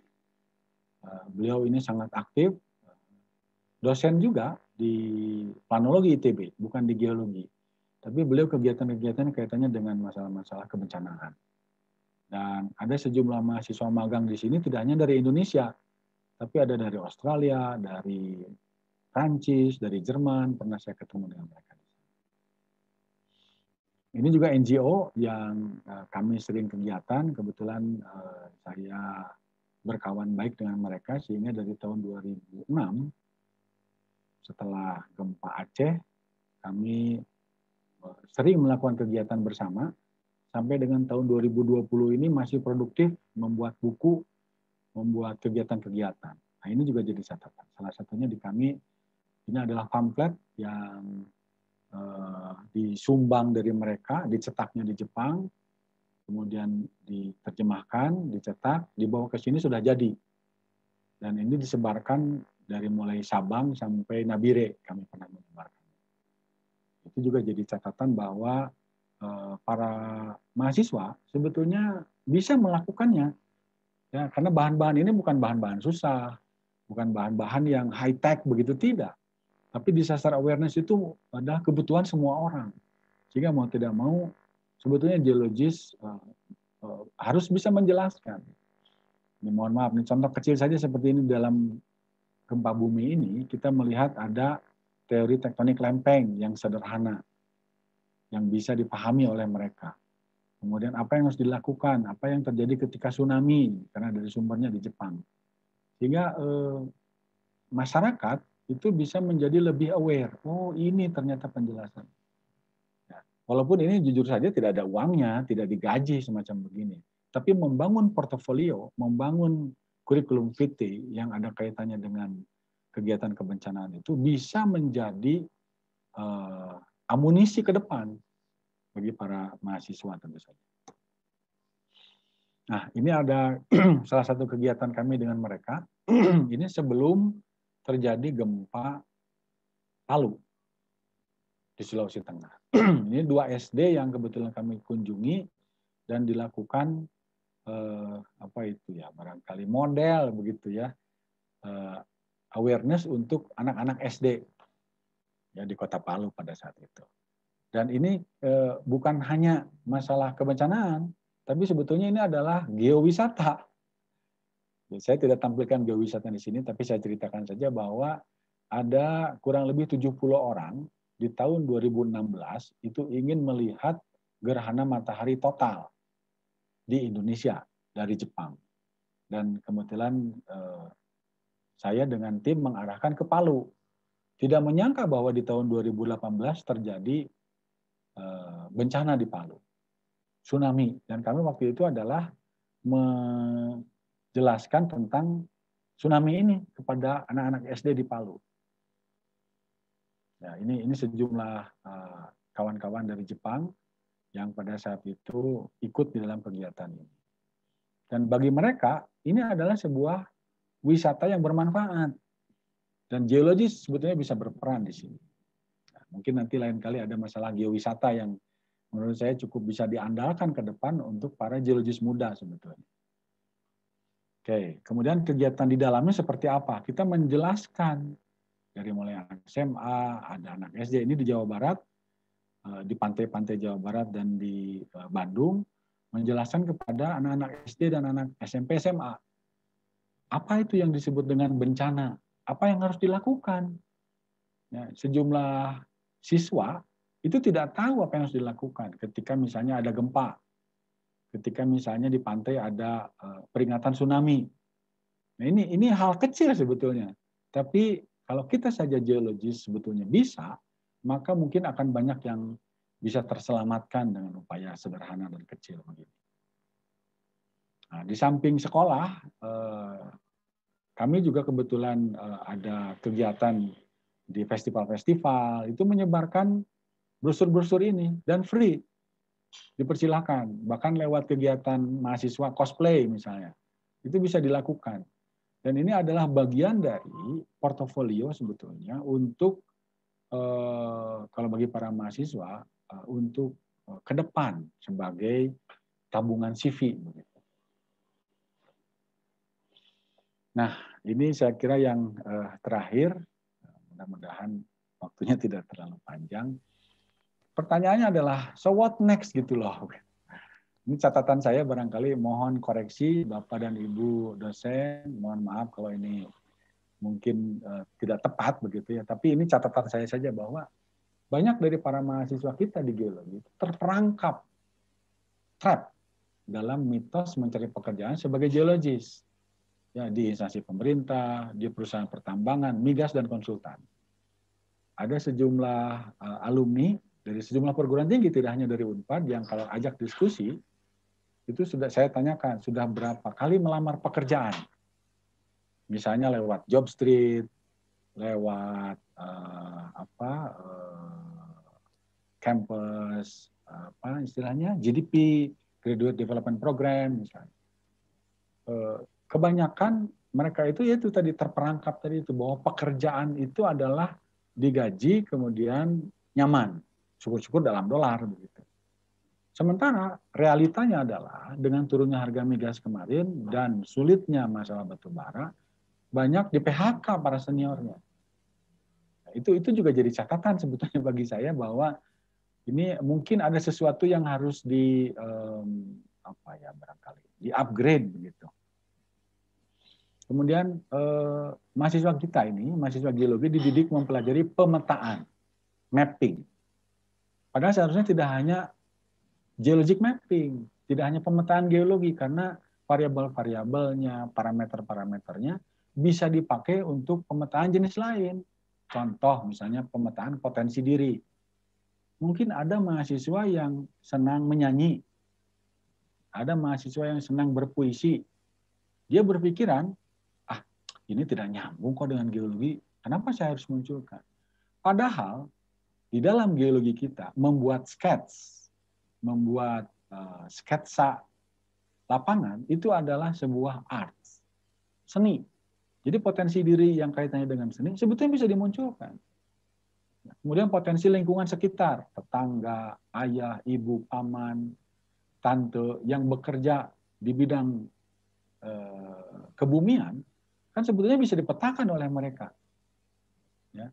Bahkan kenalan, kemudian juga organisasi yang diikuti, itu sebetulnya bisa dipetakan. Tapi mungkin pemetaan kita itu ansih hanya peta geologi. Padahal bisa dipakai sebetulnya ke peta potensi diri, potensi lingkungan sekitar, potensi networking, itu bisa dipakai. Kemudian ini kaitannya dengan bidang bencana geologi kita, LGBT. Ini masih banyak menyimpan banyak kesempatan dengan kondisi geologi kita saat ini. HSE atau K3L sekarang itu kan sudah ada undang-undangnya. Nah, tapi dari sejumlah diskusi dengan para alumni, dengan pegiat-pegiat di AGI, itu HSE ini tidak begitu banyak geologis yang berminat.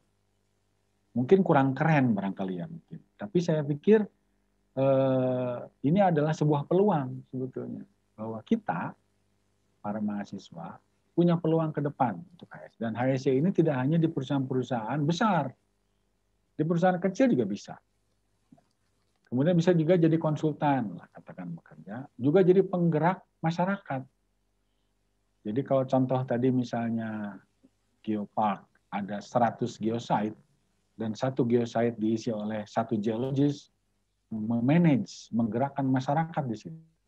Maka dia bisa bekerja di situ. Dia bahkan bisa jadi geopreneurship.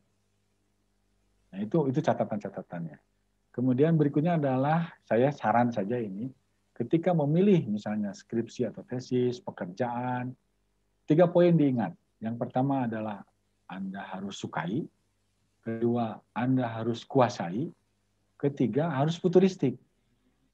Sukai dan kuasai, parameter-parameternya saya kira sudah mungkin dipahami ya. Kalau sukai mungkin misalnya ada kuliah A, dosennya cantik misalnya. Anda jadi suka mata kuliah itu karena dosennya cantik. Ada. Anda ditugaskan oleh seorang mahasiswa, ditugaskan oleh dosennya untuk membaca suatu buku. Dan buku itu kemudian dibuat jadi poin dan Anda jadi paham, mahasiswa jadi paham bahwa oh saya menguasai. Nah, ketiga, Anda harus berpikir futuristik. Futuristik itu apa? There is an immediate benefit in the future. Jadi ada manfaat, ada nilai yang bisa diambil di masa depan ketika mengambil hal tersebut. Ya, berikutnya saya kira mungkin ini sudah umum kalau disarankan, tapi ini juga menjadi kendala sejumlah mahasiswa. Perbanyak bukti-bukti kompetensi atau sertifikat. Misalnya kerja praktek atau magang. Kemudian English, entah itu TOEFL, TOEIC, IELTS, atau kalau yang bahasa Jepang JLPT, atau bahasa Prancis, silakan. Tapi bahasa itu terbukti bisa menjadi salah satu yang mendorong orang menerima pekerjaan. Kemudian yang ketiga adalah digitalisasi, software. Ya, software GIS, remote sensing, kemudian MATLAB, yang ada seri bajakannya ada, yang free ada, yang mungkin berbayar ada juga yang student version juga ada. Itu mungkin jadi catatannya bahwa bukti-bukti kompetensi inilah yang akan kelak menjadi catatan. Dan kaitannya dengan kebencanaan, ini ceruknya masih belum banyak, sehingga masih berpeluang besar bagi para mahasiswa kalau kelak nanti bekerja. So, terakhir adalah apa cita-cita setelah lulus? Ya, itu juga menjadi catatan karena sejumlah mahasiswa ada dengan kondisi saat ini, peserta mata kuliah kewirausahaan misalnya, itu merancang pekerjaan setelah lulusnya itu adalah dagang kopi misalnya. Saya ingin jadi barista. Nah, terus kuliah geologinya ngapain, sayang kan? Bahkan ada beberapa alumni, beberapa lulusan geologi dari sejumlah universitas ini yang di PHK kemudian banting setir jadi pedagang, jadi UMKM. Nah, kalau dalam bahasa Banten, bahasa Sunda barangkali mohon maaf, kadang-kadang UMKM dipelesetkan menjadi usaha merepotkan kolot maneh sorangan begitu. Nah itu yang jadi mungkin jadi catatan barangkali itu ya.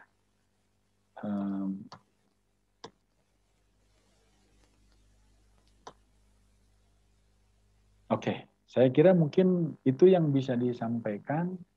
Mudah-mudahan tidak bosan mendengarkannya begitu. Oke, baik. Terima kasih Pak Diki atas pemaparannya sangat komprehensif, Pak. Banyak banget ternyata yang peluang-peluang bisa dilakukan oleh para lulusan geologi apa ya. Selain di dunia migas, tambang, baru terbuka mungkin sekarang ya. Jadi kayak mengerjakan hal-hal yang kecil pun sebenarnya kan bisa bernilai untuk portofolio Pak ya. Yang jelas di CV-CV untuk kedepannya sangat-sangat berharga untuk pengalamannya minimal ya Pak ya. Oke, ya. Ini sebenarnya saya bingung Pak, karena semua pertanyaan sudah dijawab oleh Pak Diki. Ini saya jadi kelimpuk, dibingung juga nih mau bacain apa lagi, soalnya dibabat semua sama Pak Diki. Ini saya bisa dibantu oleh ada Pak Bambang Setiawan sudah hadir Pak. Ini Kaprodi Universitas Syah Kuala Pak. Ini sebenarnya biasanya Pak Bambang yang membawa, ini saya mengganti sementara tadi ada kesibukan. Assalamualaikum Pak Bambang. Waalaikumsalam. Pak Bambang. Baru teleponan ini 2-3 hari lalu ini. Mangga silakan. Baik, terima kasih banyak. Mungkin saya lanjutkan aja dari Pak Wildan. Mohon maaf tadi Pak Diki karena ada ini sih lagi ngurus banyak di kampus nih. Mungkin dari bisa di stop share screen-nya dulu, Kang? Siap, Mangga. Ya. Baik, mungkin dari peserta silahkan yang ingin bertanya atau ingin sharing atau hal yang lain, mangga silahkan. Ada? Oh, ada. Ini ada yang tanya nih dari Iqbal. Saya bacakan terus ya Kang ya. Oke, silakan Pak. Saya Iqbal dari Teknik Geologi Unpad. Dari beberapa artikel yang pernah saya baca, mitigasi bencana di Indonesia sepertinya masih jauh bila dibandingkan dengan Jepang.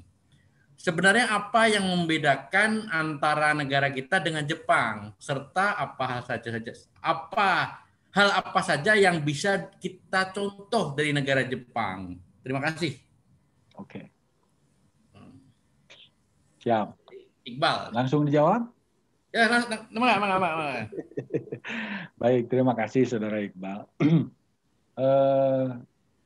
Saya melihat bahwa Indonesia dengan Jepang itu bedanya adalah di manusianya. Jadi orang Jepang memang dididik dari kecil untuk waspada. Orang kita dididik dari kecil untuk menikmati.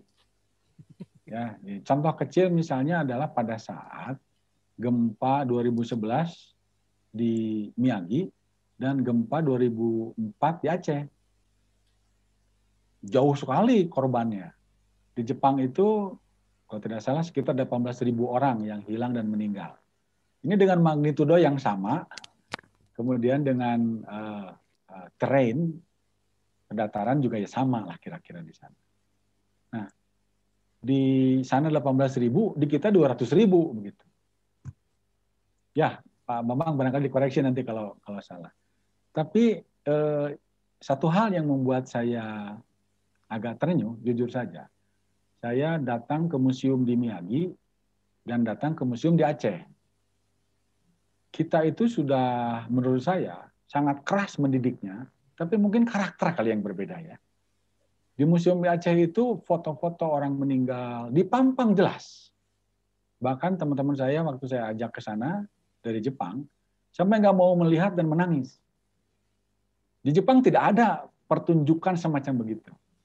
Satu. Kedua, pendidikan kebencanaan itu dimulainya dari TK dan di rumah juga dilakukan. Itu bedanya Jepang dengan kita saya kira. Itu yang menyebabkan perbedaannya secara pendidikan akhirnya. Nah, orang kita biasanya konotasi disebut pendidikan itu adalah perguruan tinggi, padahal bukan. TK saja di sana itu sudah belajar bagaimana kalau terjadi gempa begitu. Di TK, di Yochieng istilahnya.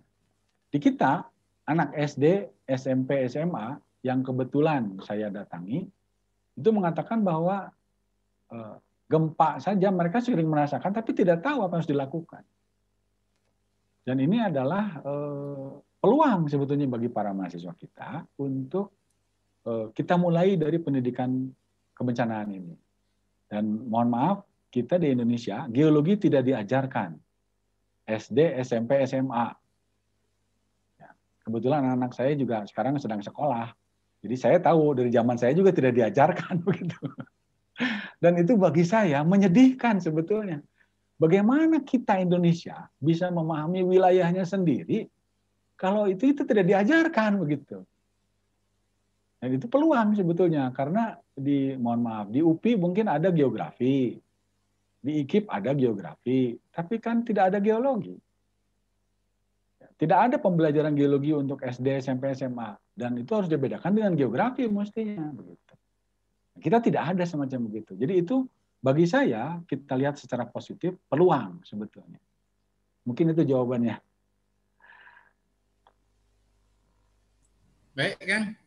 Ada yang lain atau Iqbal mungkin mau memperjelas atau mau menanggapi ulang? Silakan.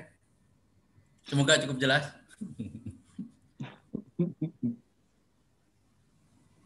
Ada yang lain yang ingin ini bertanya? Oh, ada lagi nih dari Ridwan, Teknik Geologi Unpad juga ingin bertanya sejauh apa peran seorang geologis dalam perencanaan pembangunan wilayah, khususnya terkait dengan permasalahan pembuangan limbah. Oke, baik, terima kasih ya. Ini limbah ini dipandang sebagai bagian belakang dari rumah kita. Jadi kalau kita bertamu, dimanapun di Indonesia, biasanya kalau kita ingin buang air, bilangnya adalah, mohon maaf, saya mau ke belakang dulu. Ya, bedanya di Jepang, rumah-rumah di Jepang itu menyimpan toilet di depan pintu masuk. Jadi tadi saya jelaskan ada istilah dolbon. Itu dolbon itu bahasa Prancis yang artinya mungkin break out in the yard gitu ya. Dolnya itu dari dol, kemudian bonnya itu dari kebon. Jadi masyarakat kita buang sampah, buang limbah itu masih berprinsip dolbon. Ini sama seperti kucing, kalau dia mau buang air besar, gali tanahnya, kemudian buang di situ, lalu tutup lagi. Itu yang bahasa kerennya di Indonesia adalah sanitary landfill. Keren tuh bahasanya. Tapi sudah terbukti jelas. Ya, pengalaman pertama di Asia maupun di dunia nampaknya kejadian orang meninggal ketimpa plastik kresek. Satu-satunya di Lewi Gajah di Cimahi. Di kampung saya sendiri. Kenapa? Karena geologis tidak ditanya di situ. Ya, air lindian, leaching. Ya, kemudian hidrogeologi, kemudian polusi udara, itu kan poin-poin yang sebetulnya geologis bisa bersuara. Dan sejumlah kota di Indonesia sekarang tidak banyak yang menerapkan penerapan sampah yang bagus. Itu sebetulnya pekerjaan sebetulnya itu. Saya kira mungkin begitu kalau kaitannya dengan sampah itu. Barangkali Bapak yang lain ada yang menambahkan, monggo Pak, silakan. Dari Febrika nih ada lagi nih Kang. Monggo silakan. Nah, ini bertanya mengenai mitigasi bencana yang terkait dengan konsep pengelolaan penataan ruang di Indonesia. Apakah sejauh ini sudah berjalan dengan baik jika dibandingkan dengan negara-negara Asia yang lainnya? Kira-kira begitu. Baik. Ini konsep geologi kebencanaan ini memang masih belum populer di kita. Salah satu contoh saja, pengalaman kemarin di Palu, waktu saya ke sana ikut melihat begitu ya, ada ide untuk membuat garis sempadan sesar. Jadi sesar itu dianggap sebuah garis, kemudian ada 100 meter kiri, 100 meter kanan, nggak boleh dibangun begitu. Saya agak susah juga menjelaskan sebetulnya. Karena teman-teman dari perencanaan, teman-teman dari konstruksi menganggap bahwa dengan rekayasa tertentu, sesar bisa dijinakan begitu. Itu hal yang ya kita sih bisa tertawa. Jujur saja saya juga bawa ke IAGI kemarin diskusi tentang itu dan berujung kepada saya menunjuk hidung sendiri. So what have you explained to them? Itu pertanyaannya. What geologists explain to them? Jadi geologis sudah menjelaskan apa ke sana sehingga bisa muncul seperti itu. Yang disebut sempadan, kita sudah ada aturannya. Sempadan sungai, sempadan pantai. Dan kalau itu dijadikan delik pidana karena melanggar undang-undang, ini penjara se-Indonesia penuh semua. Karena melanggar undang-undang, berumah di pinggir sungai, berumah di pinggir pantai, ada batasnya. Kan kita enggak, malah sungainya diurung. Jadi kita tidak aware terhadap bencana. Nah, apalagi kalau mau dikatakan sudah baik, waduh, saya kira sih masih terlalu jauh. Dan saya berharap justru dengan webinar, para mahasiswa kan ada di rumah masing-masing sebetulnya. Coba kita petakan di wilayah kita sendiri. Kita lihat di wilayah kita sendiri, di lingkungan rumah, RT, RW, desa, kecamatan, atau mungkin di lingkungan kampus kita sendiri. Seperti apa sebetulnya kampus kita itu? Betulkah aman? Itu pertanyaannya. Ya, apalagi kalau di Unsyah seperti Pak Bambang misalnya kan sudah pernah terjadi itu di situ. Ya, kalau menurut informasi terakhir katanya kemarin ramai di selatan Jawa kan ada Megatrust itu, energi yang dirilis pada saat gempa Aceh kemarin itu katanya baru setengahnya. Baru 50% energi rilisnya itu. benar dan tidaknya wallahu alam, kita bukan antarejau gitu ya, yang antarejau yang bisa ke bawah. Tapi siapkah kita? Itu pertanyaannya. Saya kira kalau disebut baik sih, saya agak sedih juga menjawabnya. Tidak. Baik. Terima kasih. Mungkin saya menanggapi sedikit ya terkait dengan penataan ruang ini ya. Jadi silakan.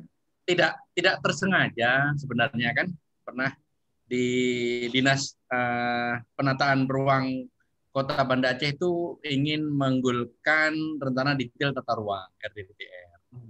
Dipanggil lah yang kalau izinnya kan harus ke kementerian. Jadi di kementerian datanglah si Fulan ini ke Banda Aceh dan ternyata yang bertanggung jawab untuk memberikan izin, memberikan rekomendasi bahwa RDTR itu bisa berjalan, bisa dijadikan perda atau tidak, itu adalah alumni kita, Kang Digi. Yosi 9 geologi 1993. Jadi karena beliau juga mungkin background-nya adalah geologi, saya diminta memberikan istilahnya kayak expert judgment kayak begitu, karena saya pernah sedikit terkait dengan likuifaksi, jadi presentasi di depan mereka terkait dengan kebencanaan geologi yang ada di Kota Banda Aceh dengan likuifaksi. Kemudian dari situlah bahwa ya mudah-mudahan apa yang dirintis oleh Bu Yosi ini ya ini akan terus berjalan dan mudah-mudahan beliau masih di bagian RDTR itu paling tidak dengan langsung di aturan tentang tata ruang, penitikberatan pada aspek kebencanaan untuk diinkorporate ke dalam sebuah RDTR akan terus digulirkan, bukan hanya untuk Banda Aceh, waktu itu juga dibawa untuk ke kawasan kabupaten lain di Aceh, di Kabupaten Pidi juga diminta juga yang memberikan pendapatnya tentang itu. Jadi mudah-mudahan ya mulai kalau Kang Diki tadi katakan masih jauh, inisiasi ke arah itu sudah. Ya, saya pribadi pengalaman saya sepertinya sudah dimulai gitu, sudah dimulai. Tinggal kita nih, betul mungkin Kang Diki menyemangati kita nih yang geologi muda ini, bagaimana kita bisa masuk. Dan alhamdulillah juga Kang Diki kan, untuk di Aceh sendiri hampir semua kabupaten kota itu sudah meminta ahli geologi untuk duduk masuk dalam jajaran mereka. Dari 23 kabupaten kota provinsi itu alhamdulillah alumni Unsiah sudah duduk masuklah ke jaringan itu. Itu ada 7 atau 8 itu sudah masuk. Itu mungkin gitu. Ya mungkin harus terus kita mungkin harus sering-sering berkampanye, bukan berkampanye ya, istilahnya seperti kata Kang Diki tadi ya, apa yang bisa kita lakukan gitu untuk bersama-sama menjadi lebih baik mungkin gitu. Betul. Itu mungkin sekedar menanggapi terkait dengan aspek mitigasi bencana dengan penataan ruang ini. Mungkin saya bisa menanggapinya sampai di situ. Mungkin yang lain. Baik, terima kasih. Sebagai info, Ibu Josi itu kemarin dipanggil Pak Menteri PU, disuruh pulang lagi ke PU katanya. Oh, ini udah nggak lanjut lagi Kang ya? Iya katanya. Iya betul. Karena beliau S2-nya juga di ITB tentang planologi. Jadi memang mumpuni ilmunya begitu. Nah ini bagi adik-adik kita maksud saya. Bagi adik-adik kita ini sebetulnya contoh-contoh yang bagus bahwa ayo kita bergerak gitu saya kira. Yang lain mungkin silakan mau menanggapi boleh, mau sharing boleh. Kang Diki kan open saja sepertinya. Open aja saya sih. Silakan yang lain kalau ada. Oke, ini barangkali sedikit tambahkan ya. Ini ada pertanyaan ini. Oh iya, silakan langsung aja Kang. Oke siap. Kenapa selalu telat? Ini kan bagaimana sebetulnya sebuah informasi dikeluarkan. Tentu saja kita tidak bisa menjudge sesuatu cuma dari kulitnya. Karena di dalamnya itu sebetulnya ada hal-hal yang harus dipertimbangkan. Ya, itu juga jadi catatan mengenai penyebarluasan informasi tentang bencana atau potensi bencana. Teman-teman di BPPT itu sempat dipolisikan. Gara-gara menginformasikan mengenai megatrust. Ya, kemarin yang dari ITB itu bagus sekali menurut saya, Mbak Rahma dan teman-teman Profesor Sri Widiantoro mengacu kepada paper yang sudah publish duluan. Kalau tidak, itu bisa dibuat class action itu. Mengganggu keresahan masyarakat katanya begitu. Menimbulkan keresahan masyarakat. Itu undang-undangnya ITE itu. UTE. Ya, jadi memang tidak bisa memprediksi satu. Kedua, ini geologisnya, saya juga berkaca kepada diri sendiri. Ini kalau kita ngobrol, sama seperti ngobrol dengan batu. Belum tentu manusia paham. Kejadian yang cukup terkenal di Italia, namanya Le Aquila. Pada saat gempa di Italia, itu ada 7 orang, JIS maupun BPBD-nya lah gitu, yang dituntut penjara. Dan mereka divonis penjara, walaupun tidak sampai di penjara. Karena mereka banding, dan banding tahun keempat apa kelima yang harusnya sudah selesai, menang mereka. Tapi itu membuktikan bahwa kajian-kajian yang tidak tepat bisa dipidanakan sebetulnya. Jadi geologis juga harus hati-hati. Ya, jangan mentang-mentang dia yang ke lapangan, kalau bahasa Perancisnya mungkin kata gua sesar ya sesar gitu, padahal gua nggak ngelihat. Nah, ini yang jadi masalah. Ini juga jadi catatan bagi para mahasiswa untuk mempertinggi keilmuan. Ya, di dalam ilmu geologi kita sebetulnya banyak sekali peluang, tinggal masalah kreativitas. Nah, kreativitas ini ingin saya sampaikan untuk wilayah-wilayah yang sering terjadi bencana. Itu beasiswa-beasiswa itu sebetulnya banyak. Ya, di Aceh itu paling banyak sekali beasiswa sebetulnya untuk bisa sekolah ke luar negeri. Ya, kemudian Indonesia Timur. Indonesia Timur itu daerah-daerah yang bencana, daerah-daerah yang terbelakang. Itu prioritas untuk beasiswa-beasiswa dari Australia dan dari Uni Eropa. Saya dengar USAID juga kembali memprioritaskan dari Indonesia Timur. Jadi para mahasiswa Indonesia Timur punya peluang sekolah sampai ke luar negeri. Ya, saran saya, kalau bisa, jangan sekolah di Indonesia untuk pasca sarjananya. Ke luar negeri semua. Karena itu menjadi catatan, pengalaman yang baik untuk bangsa kita juga ke depan. Saya kira mungkin itu, kalau dari saya. Terima kasih. Mungkin. Baik, ada lagi yang ingin menanggapi atau ingin bertanya? Mungkin karena waktu juga. Oke, mungkin kalau nggak ada, cukup sampai di sini mungkin ya, Kang. Siap. Terima kasih banyak siap, sudah sharing hari ini. Salam munisi ya. Ini ada Pak Ketua nih, biasanya ada Pak Ketua. Assalamualaikum Pak Ketua. Waalaikumsalam. Terima kasih sekali Pak Diki. Mohon maaf tadi akreditasi S2 MTP jadi agak terlambat gabung. Terima kasih. Mohon maaf sekali, sorry. Siap. Mohon maaf jadi tadi akreditasi sampai jam 4.10. Waduh, udah ditelepon Mas Wildan tapi masih ngomong di akreditasi, ya sudah gabung setelahnya. Santai aja Pak. Iya.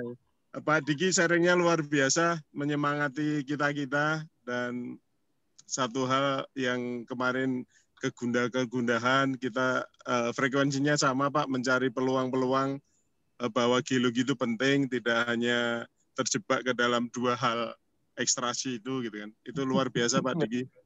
Aturan-aturan mainnya juga dijelaskan tadi. Dan ini jujur Pak, Asproditek itu sudah mengundang semua dosen, termasuk dari Unpad, dan ini Pak Diki alhamdulillah pecah telur nih Pak. Dari Unpad, dari Pak Diki. Saya sudah ngubungi Pak Irfan itu. Pak Irfan kebetulan mungkin ada di sini. Teman-teman Unpad mana ini gitu kan. Alhamdulillah Pak Diki bisa mengawali, semoga nanti diikuti teman-teman dosen Unpad sharing knowledge-nya. Saya dorong nanti Pak. Iya Pak Diki, karena kami sudah menghubungi Pak Irfan yang sepuh, yang senior juga sudah saya hubungi, cuman kelihatannya para profesor itu lagi rame akreditasi BAN, jadi belum bisa gabung. Iya betul. Sibuk ya. Ya, sibuk. Kemudian Pak Irfan juga sampaikan masih persiapan perubahan kurikulum segala macam itu gitu kan. Nanti Pak gitu kan. Alhamdulillah Pak Diki mengawali. Jadi konsepnya begitu Pak, kita sharing meskipun basic, meskipun ini yang membedakan kita memang sesuatu yang mendasar gitu Pak. Jadi memotivasi, kemudian bagaimana ilmu-ilmu yang geologi yang bisa applied maupun yang sains. Dari kita untuk kita Pak. Mantap. Siap. Bagus Pak. Mantap, ya. Betul. Ya. Kemudian makasih juga kepada teman-teman mahasiswa dan dosen yang gabung. Ini kita bicara murni bagaimana memajukan geologi, dan itu Pak Diki dan teman-teman, ini salah satu cara mudah untuk mentransformasi kompetensi. Ya. Saya rasa itu, dan nanti insya Allah tadi sudah disebutkan pentaheliknya dari Pak Diki, nanti itu bisa menjadi bekal untuk memajukan pendidikan geologi. Itu aja Pak Diki, matur nuwun, makasih. Nuhun, waktu saya kembalikan ke Pak Bambang, appreciate yang setinggi-tingginya Pak Diki. Assalamualaikum warahmatullahi wabarakatuh. Waalaikumsalam warahmatullahi wabarakatuh. Mungkin sebelum itu kita ambil gambar sebentar. Tolong di-on-kan videonya. Pak Wildan, mohon ya. Oke, siap Pak Bambang. Silakan teman-teman semua untuk menyalakan dulu videonya. Kita foto bersama untuk dokumentasi. Tadi sayang Pak Irfannya izin duluan, kayaknya ada keperluan lagi. Sempat datang tadi. Pak Kadep minta duluan. Pak Solihin juga rawuh tadi. Pak Kadep Solihin juga sama. Ya. Tadi sempat ada Prof Nana, cuman keluar lagi kayaknya tadi. Oh iya. Sibuk beliau. Iya Pak. Mungkin Asprodi TG juga bisa memfasilitasi masalah beasiswa ini Pak. Iya betul Pak. Betul sekali, dan juga banyak info itu. Ke depan memang harus berkembang lebih praktis Pak untuk teman-teman mahasiswa dan juga dosen. Beasiswa link-link yang seperti sampaikan Bapak tadi, ada NGO, ada data free, sumber publikasi free, jadi bisa one stop web gitu, jadi linknya banyak. Ya, betul Pak. Lebih baik Pak, nanti kita implementasikan. Oke, kita mulai slide pertama ya. Silakan dinyalakan dulu nih, masih malu-malu semua nih yang masih dimatiin videonya, teman-teman mahasiswa. Tapi nggak apa-apa, kita coba yang slide pertama ya. Sebentar, 1, 2, 3.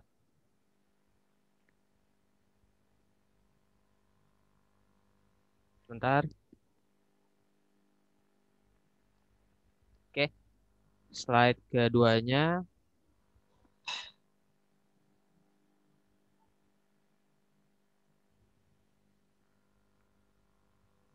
Bentar. Oke. Slide keduanya 1, 2, 3. Oke, sudah. Terima kasih Pak Bambang. Baik, terima kasih banyak Kang Riki. Mudah-mudahan bisa ada lanjutannya nanti. Siap. Insya Allah siap. Ya, yang tadi ditanyakan Pak Solihin itu Pak, cara standarisasi tematik itu Pak. Iya betul Pak. Nah, jadi cakep itu.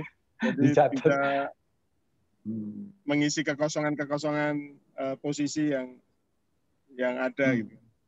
Betul Pak, betul. Ya. Siap. Nanti kita diskusikan lebih detail ini harusnya ini. Siap.